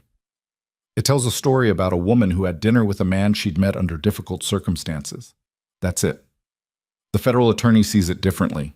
Then the federal attorney is building something out of nothing, and any competent defense makes that clear inside of a week. Rice tilted his head slightly. A week is a long time, he said. A week of federal scrutiny on your husband's operations is significant, regardless of outcome. He let that settle. We're not asking you to destroy him. We're asking for a conversation, a formal statement that confirms the timeline. The rest takes care of itself. She looked at him. She understood what he was saying and what he wasn't saying, and she understood the specific architecture of the offer, the way it was framed as small, as limited, as merely confirming something, which was how these things always began and never ended. She understood that Cassian, somewhere below her in the lobby, had heard every word on the open channel and was currently inside a set of calculations that she was also running, and that they were either arriving at the same place or they were about to find out something important about how well they actually knew each other. She said, I want to speak to my mother privately. Rice considered this. He nodded to the thick-necked man who moved toward the adjoining door. 2 minutes, Rice said. She crouched down in front of her mother's chair again. She took her mother's hands. She said very quietly, "Mom, I need you to listen carefully. In about 3 minutes, someone is going to come and take you to a different hotel. A nice one. You're going to go with them and it's going to be fine, okay?" Her mother looked at her. "Is everything all right?" "It's going to be," she said. "It's going to be fine. I promise." Her mother nodded slowly. Her hands were warm and dry. The hands Evelina had held for 40 years, the hands that had been the first familiar thing in her life. She held them for 1 extra second, and then she stood up and turned around. Rice was watching her. "My answer," she said, "is no." The room changed temperature. "Mrs. Moretti, no." She kept her voice steady. "Here is what's going to happen instead. The Luxembourg entity, the one that holds Grayson Vale's debt, the one you established 22 months ago, has had its beneficial ownership structure filed with the Financial Crimes Enforcement Network as of 40 minutes ago. That filing was initiated by a contact in the U.S. Attorney's Office, and it supersedes and functionally invalidates the document that Grayson Vale signed identifying me as a material witness, because the document Grayson signed was itself procured through financial coercion, which the Luxembourg filing demonstrates." She paused. "You coerced Grayson. That makes everything he signed for you compromised." Reese was very still. "The Delacroix property," she continued, "which I purchased tonight contains, in its title documentation, in the chain of custody going back 11 years, a recorded encumbrance that ties 3 of your port-adjacent holdings to the Luxembourg entity and therefore to the FinCEN filing. That's not my legal work, that's yours. You built it that way because you needed the asset flexibility. It works against you now." She watched his face. The mildness was still there. It was taking more effort. "And Luca Ferrante," she said, "who you leveraged through his sister's debt, has spent the last hour providing a complete and detailed account of his 8-year operational involvement to the same contact in the U.S. Attorney's Office. He did this voluntarily. His sister's debt has been satisfied. He has nothing left for you to hold." The silence in the room was absolute. The thick-necked man was looking at Rice. Reese was looking at Evelina. She held his gaze, and she did not look away, and she did not move, and she kept her breathing even and slow. And she let the silence run because she had learned from a man who knew how to use silence that you never fill it when you're the one holding the better cards. "You should know," Rice said. And his voice had changed.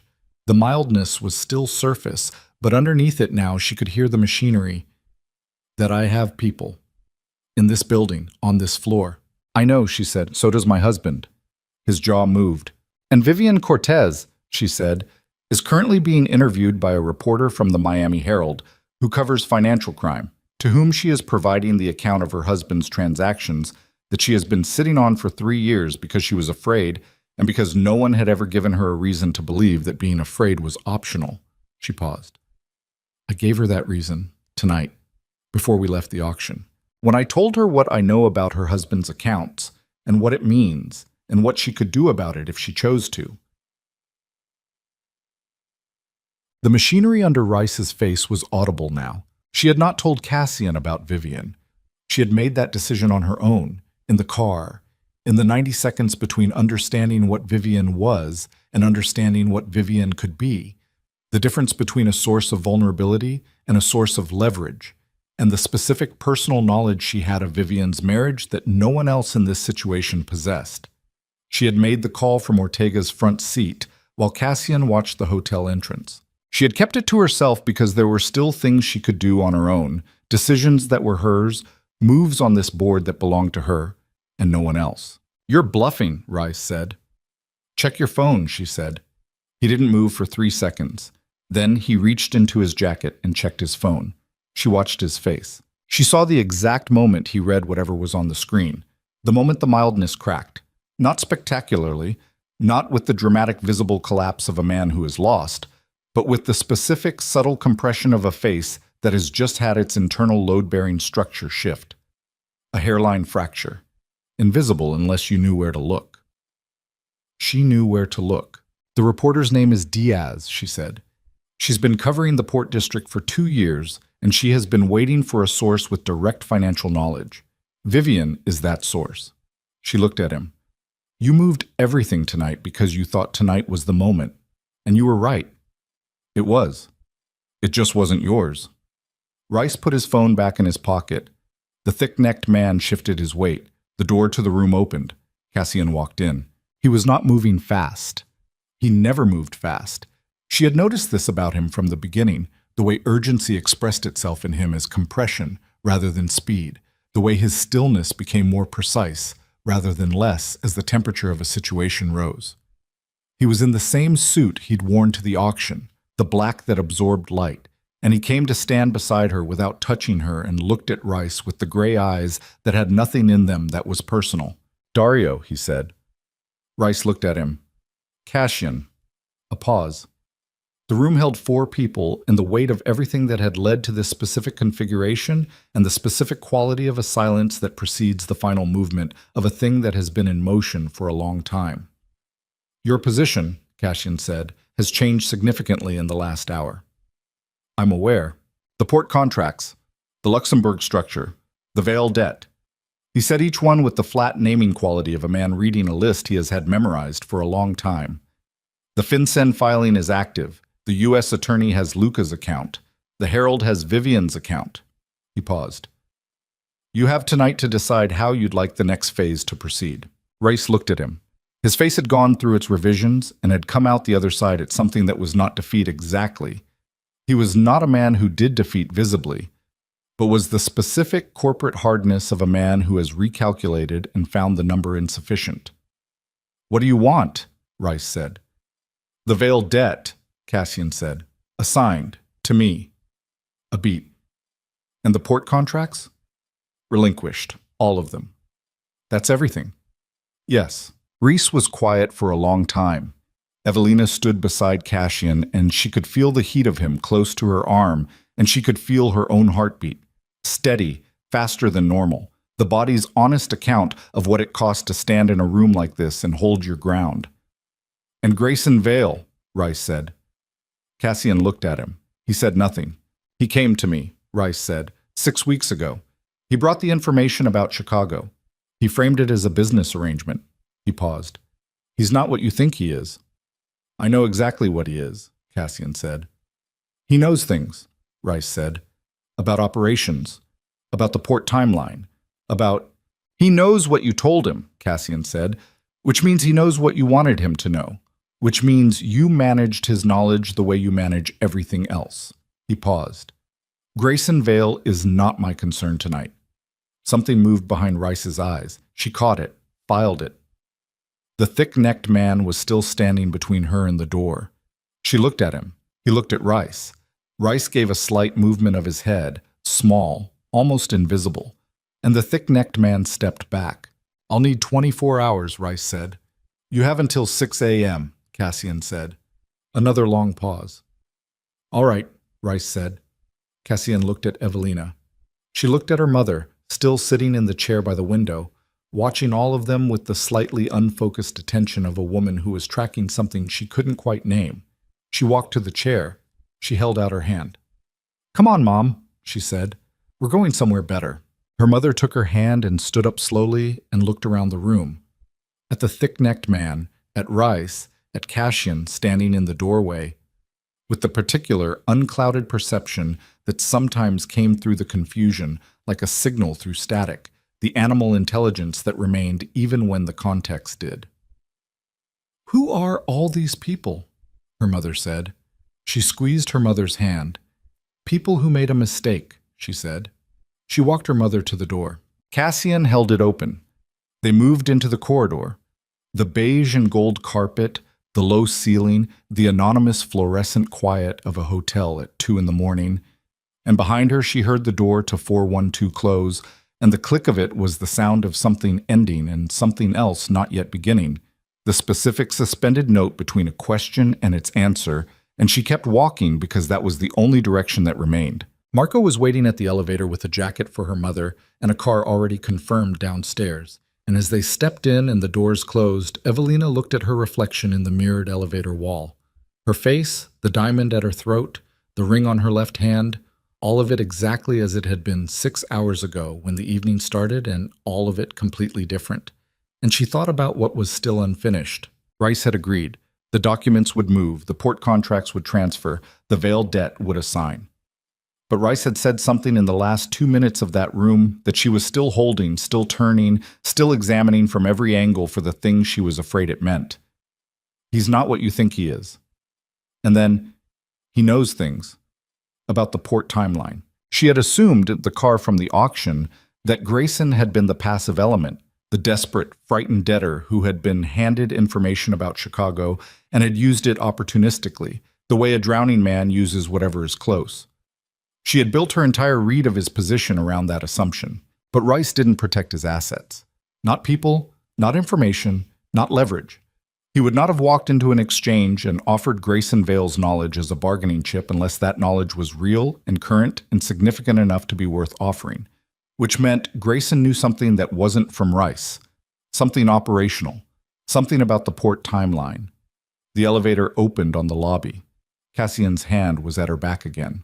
She leaned close to him and said, very quietly, in the 2 seconds before they entered the lobby's open space and the context changed again. Grayson, where is he right now? She felt Cassian's hand still against her back. Why? He said. Because Rice just told us something without meaning to, she said. And if I'm right about what it means, we have approximately 3 hours before Grayson Vale does something that makes everything we built tonight. The lobby doors opened and the Miami night came in, thick and salt-damp and full of the city's relentless, indifferent noise. And across the lobby she saw Ortega straighten from where he'd been standing against the far wall, and she saw his face. And his face told her that whatever she'd been about to say was already too late, because something had already happened, and the 3 hours she'd thought they had had just become... Ortega said 4 words. Vale. He's running. Cassian moved first. Not fast. That deliberate, compressed motion that she had learned meant his mind had already completed the calculation, and his body was simply executing it. He had his phone out before they reached the lobby doors, and she heard him say Ortega's name once, low and flat, the tone that communicated everything without saying any of it. Her mother was with Marco. She looked back once. Marco had her arm, was guiding her toward the elevator with the professional gentleness of a man who had been briefed and understood the assignment. And her mother looked back too, that brief moment of eye contact across the lobby, and in the clarity that sometimes came through the confusion, her mother's face said, I know you're handling something, and I trust you, and go, Evie, go. She went. The Miami night outside was thick and wet, and the street was the specific controlled chaos of 2 a.m, cabs, a cluster of people outside the hotel entrance, the ambient noise of a city that never fully quieted. Ortega had the car running at the curb. She got in the back with Cassian, and before the door was fully closed, he had 3 different calls running simultaneously in a language she had learned enough of to follow the operational outline. Grayson had left the Black Orchid auction at 11:47. His driver had taken him not to the Brickell penthouse, but to the port of Miami, specifically to a private marina on the southeastern edge that served the class of boat that large amounts of untraceable capital could purchase and fuel and have ready without attracting the specific attention that made government agencies interested. He's not running from you, she said. Cassian looked at her. He's running from Rice, she said. He heard something tonight, at the auction, or after. Someone told him the Luxembourg filing was moving. He knows that when that files completely, he's not just Rice's debtor anymore. He's a documented participant in a compromised financial structure. She was building it as she said it, the pieces falling into their correct sequence. If he gets on that boat, he disappears with whatever he has left. No testimony, no document. No Grayson Vale to connect race to anything because Grayson Vale is in international waters. Yes, Cassian said. Rice knew this might happen, she said. That's why he offered Grayson's knowledge as a bargaining chip tonight. He was hedging. If Grayson ran, Rice could still claim he'd attempted cooperation. Cassian said nothing. He was looking at his phone. How far is the marina? She said. 12 minutes. Do you have people there? In 8 minutes I will. She looked out the window. The city moved past. She thought about Grayson Vale, not the man she'd been married to, not the man at the auction with the practiced smooth voice and the boardroom mask, but the frightened version underneath all of that. The version that had existed for at least 22 months in secret. The man who had borrowed from Rice because he needed weight, and then discovered that what he'd borrowed was a collar. She thought about what it cost to be that man. The specific exhaustion of holding a performance together while the structure beneath it rotted. The way that kind of fear calcified into the cruelty of small decisions. The way a trapped man made everyone around him smaller to make himself feel less trapped. She did not forgive him, but she understood the shape of him, finally, completely, without the distortion of love or the distortion of anger. Just the clear, unsentimental understanding of one person looking at another and seeing the actual dimensions. "I want to be there," she said. Cassian looked at her. "I need to be there," she said. "This ends tonight. All of it." "And Grayson?" She stopped, reconsidered, started again.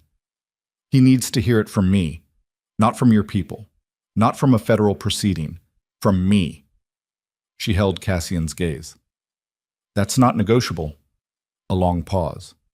The car moved. "All right," he said. The marina smelled like salt and diesel and the particular humid darkness of Miami water at night. The dock lights were low, amber-toned, spaced far enough apart to leave stretches of genuine shadow between them, and the boats moved in their slips with the slow, restless motion of things that wanted to be elsewhere. 300 yards down the dock, a vessel was running its engines. Not moving yet, warming up.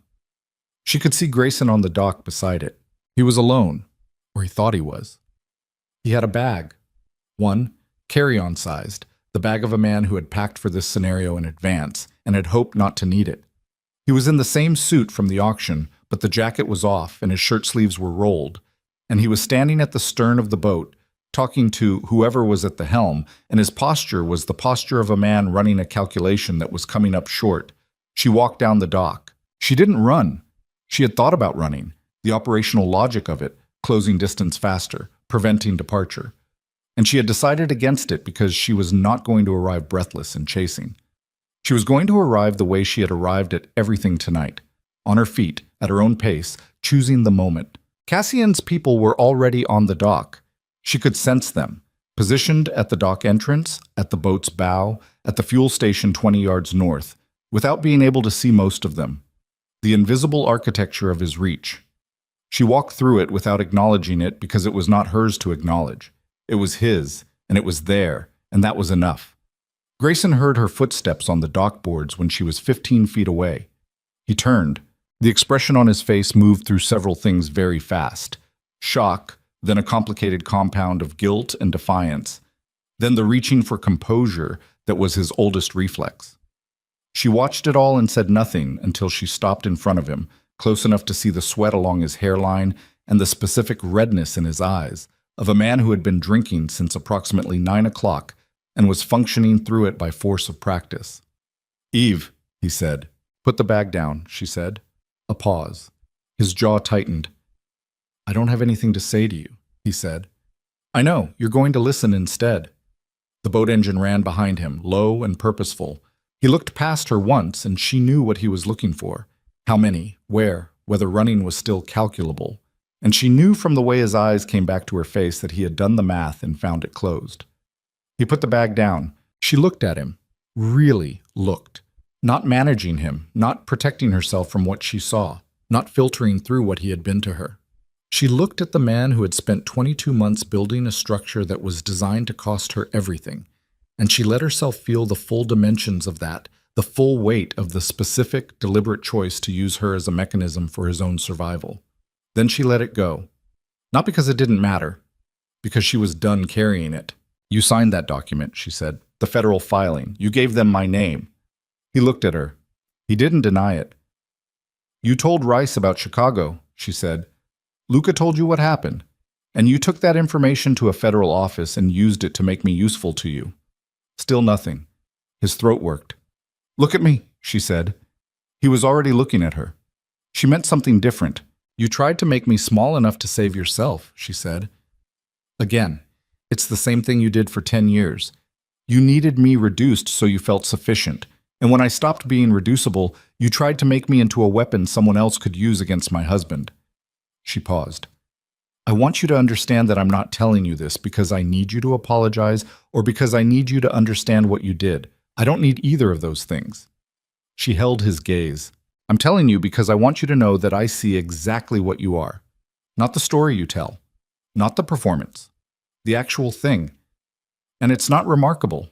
It's not villainous. It's just afraid. A frightened man who borrowed money from the wrong person and spent 2 years making decisions he couldn't face. Something cracked in his face. Small. Genuine. Eve. The Luxembourg filing is active, she said. Rice's structure is exposed. The document you signed has been superseded, and the legal contact who processed it has been provided with the evidence of financial coercion, which means your signature on that document is a liability for you rather than a weapon against me. She paused. You have a choice right now. You can get on that boat and run and spend whatever you have left building a smaller and smaller life in places that can't extradite, waiting for the day someone finds you. She looked at him steadily. Or you can turn around and go home, and in the morning you can call the one attorney in this city who can actually help you, and you can cooperate with a federal process that, with correct handling, leaves you with a reduced exposure and possibly your freedom. He stared at her. Why? He said. It came out rough. The voice beneath the smooth voice, the one she had almost never heard. Because sending you to prison doesn't make me safer, she said. And because your suffering was never the point. She held his gaze one final time. Goodbye, Grayson. She turned and walked back down the dock. Behind her, she heard him, after a moment, pick up his bag. She heard his footsteps not on the boat but back along the dock in the other direction. She didn't turn to confirm it. She didn't need to. Cassian was waiting at the dock entrance with his jacket over one arm, and the specific quality of stillness she had come to understand meant he had heard most of it and was giving her the space of his silence as a form of acknowledgement. She walked up to him and stopped. All right, he said. Yes, she said. He looked at her face. She let him look because she had nothing to hide in it and had spent enough time hiding things in her face that not doing it felt like exhaling. The Rice documents are moving, he said. Luca's account has been formally recorded. The federal supersession is processing. My contact says it'll be complete by 6 a.m. He paused. It's done, Evelina. She stood in the salt air and the amber dock light and let those two words find their actual weight. It's done. She had been running on the specific fuel of forward momentum for so long, since Chicago, since the courthouse bathroom, since the cab ride after signing the divorce papers, that the absence of immediate forward motion was itself a kind of sensation, not emptiness, not deflation. Something more like what happens when a building that has been under construction for a long time finally has its scaffolding removed. The shape of the thing, finally, without the infrastructure of its becoming. My mother, she said. Marco has her at the Mandarin, suite on the 22nd floor. He says she asked for chamomile tea and then fell asleep in the chair watching television. Something moved through her chest that was not entirely composed, and she let it move through because she was not performing anymore. Not tonight, not in front of this man. Okay, she said. He handed her his jacket. She put it on. It was warm and heavy and smelled like the evening, the auction, the car, the accumulated hours of everything they had moved through together, and she pulled it around herself and looked at the harbor for a moment. Luca, she said. He'll face a process, Cassian said. His cooperation is documented. The sister's debt is cleared. What happens after the process? I don't know yet. Do you want to know what I think? Yes? She looked at the water. He spent 8 years being loyal and then 3 years being terrified. That's not a simple thing to judge. She paused. I'm not telling you what to do. I know. A pause. But I'm asking what you think. She considered it honestly. I think betrayal that comes from fear rather than character is different from betrayal that comes from who someone actually is. I think you know the difference. I think you'll figure out what that means. She looked at him. And I think that whatever you decide, you should decide it in a month, when tonight isn't the thing your judgment is running on. He was quiet for a moment. You're right, he said. She was not used to hearing those words from him without qualifications. She noted it. They walked back along the dock, and the night air moved around them, and the boats shifted in their slips, and the city held its ambient noise around the silence they were moving through. At the end of the dock, Ortega had the car.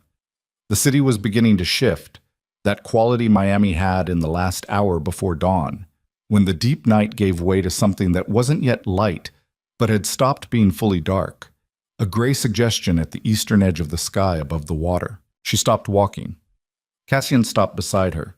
She looked at the water, at the gray edge of the sky, at the reflection of the dock lights moving in the harbor's slow, indifferent surface. She thought about a woman who had signed her name on a piece of paper 19 months ago and gotten into a cab and let herself feel, for the length of a cab ride, the full weight of everything she had lost. She thought about what that woman had known and what she hadn't. She thought about the apartment in Chicago, the boxing gym, the corner store groceries, the first night she had slept deeply in 2 years. She thought about a freezing street and a wounded stranger, and a hand pressed against a wound and the instinct that had moved her before her mind could argue against it. She thought about all the ways she had been reduced, and all the ways she had refused reduction, and all the ways those two things had happened simultaneously, often in the same rooms, often at the hands of the same people. She thought about what remained. The ring on her left hand caught the dock light when she moved. Black diamond, rare and unyielding. She looked at it for a moment. "There's something I didn't tell you," she said. Cassian waited. "Vivian," she said, "the reporter. I made that call in the car while you were watching the hotel entrance, without telling you." "I know," he said. She looked at him. "I heard you make it," he said, "through the car audio." She processed this. "And you said nothing." "It was a good call," he said. "You didn't need my permission, and you didn't need my confirmation. You needed the space to make it." She looked at him for a long moment. "That's a very careful answer." "It's an honest one." She held his gaze. "There are going to be more of those. Moments where I move without telling you. Not against you, never against you, but on my own judgment." "Yes," he said. "No qualification, no hesitation. You're all right with that." "I need you to be yourself," he said. "I knew who you were before I asked you to come back here. All of you, including the parts that don't wait for my signal." He paused. "If I had wanted someone who deferred, I would have married someone who deferred." She held his gaze for another moment, and then she turned back to the water because she needed to look at something that wasn't his face while she absorbed what he had just said, and what it cost him to say it, and what it meant for the shape of what they were.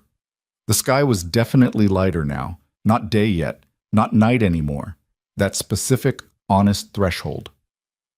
"1 year from now," she said. "Yes? I want to be sitting somewhere that isn't Miami.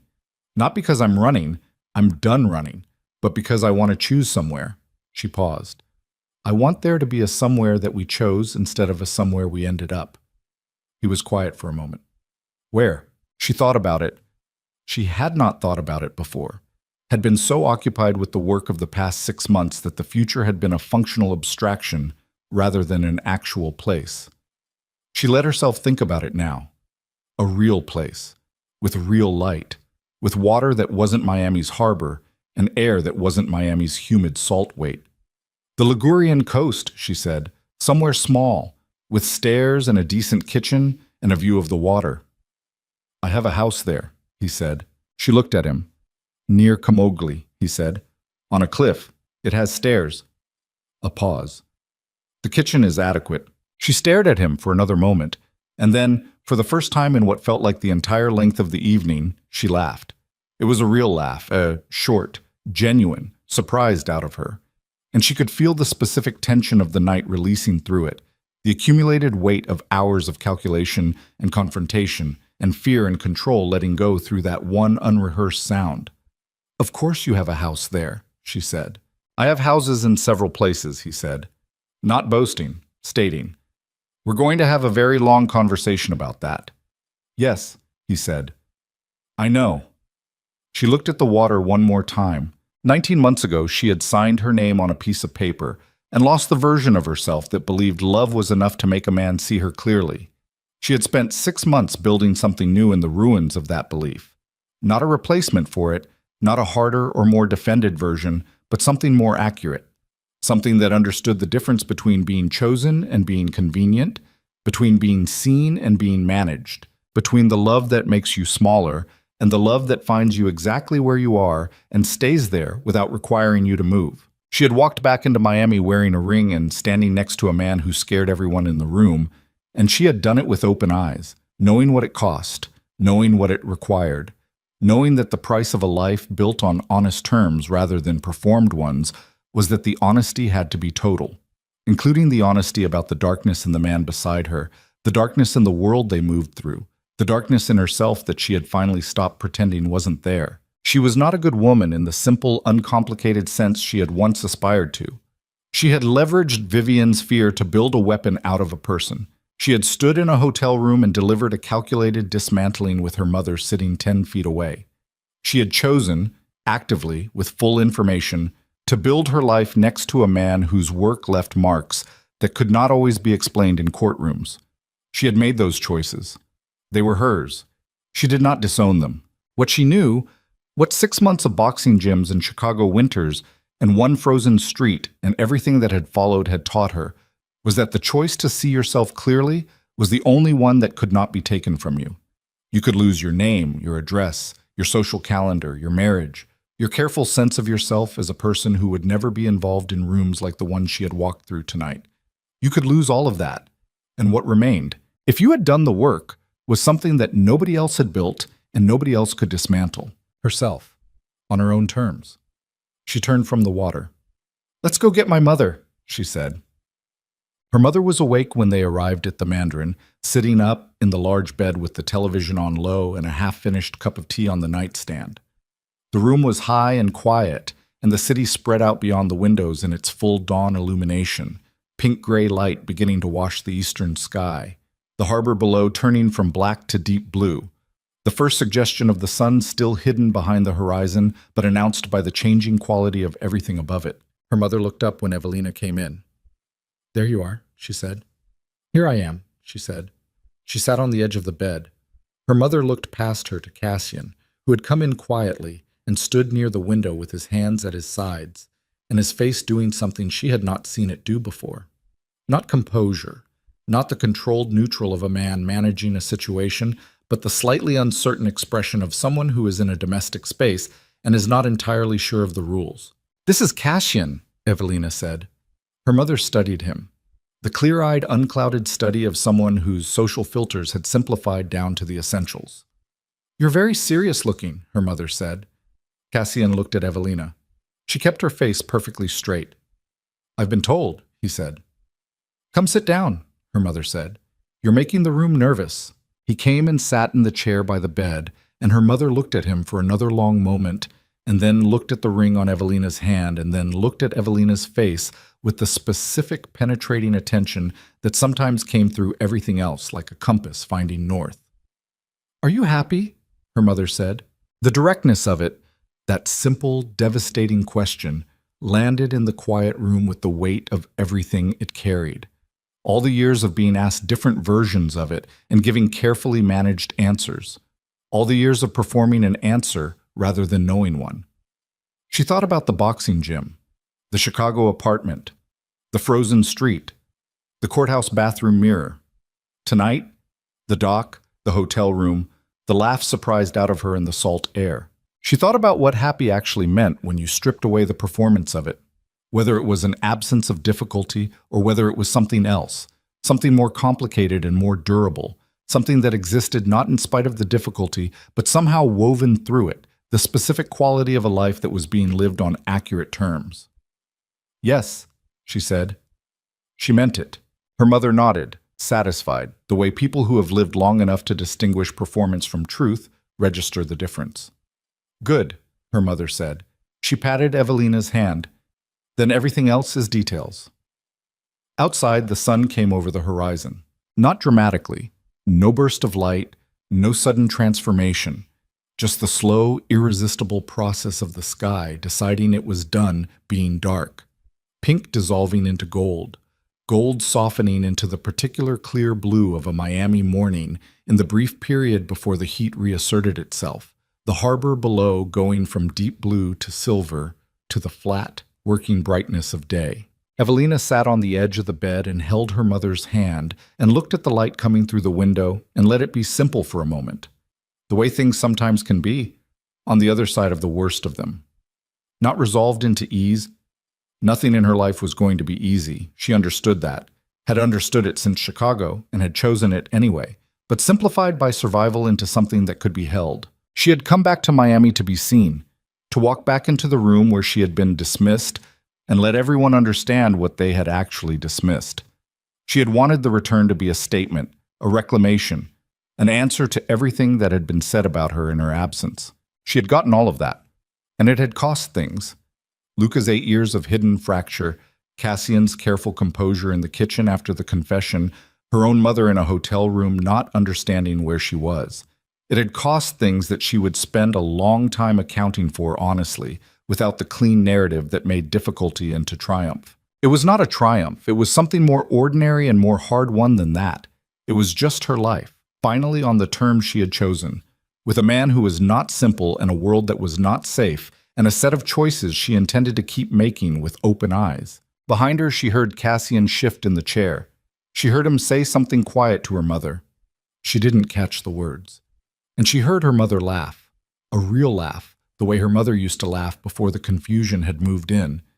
And the sound of it opened something in her chest that she had not known was still closed. She looked at the water. The city moved below her, the city that had watched her suffer and had been wrong about what it was watching. The city that had looked at a woman leaving a marriage and had seen wreckage, and had not understood that wreckage and clearing were the same process. She thought about this balcony of Rice's imagined future that she had forestalled. She thought about the dock and Grayson's back moving away from her down the boards.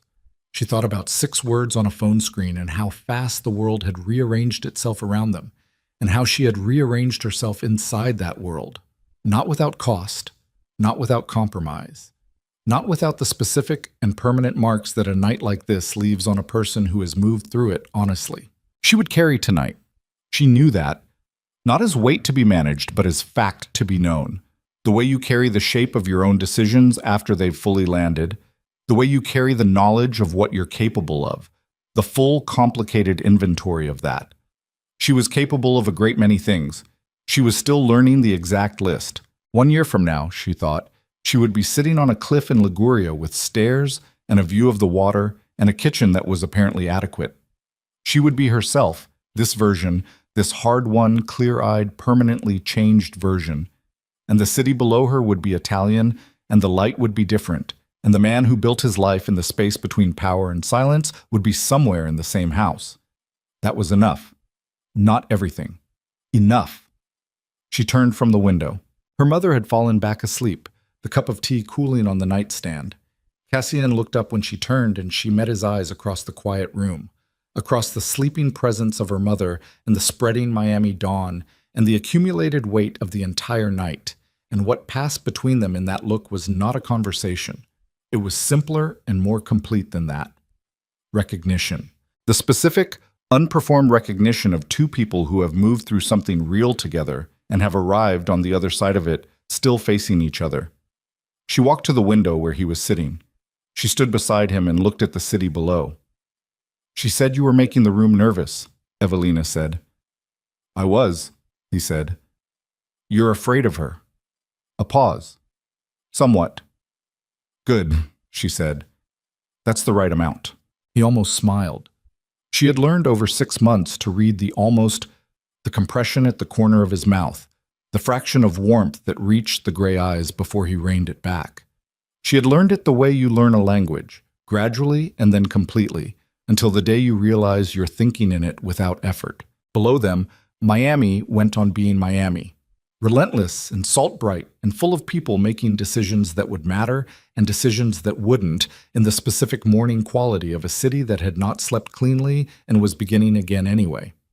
She had made her decisions. They were hers. She put her hand against the window glass and felt the warmth of the coming day already stored in it. And she looked at the city that had once watched her shrink and had now run out of room to hold the version of her that remained. And she let herself be, for one quiet moment in a high room above the water, exactly who she was. No less, not any more.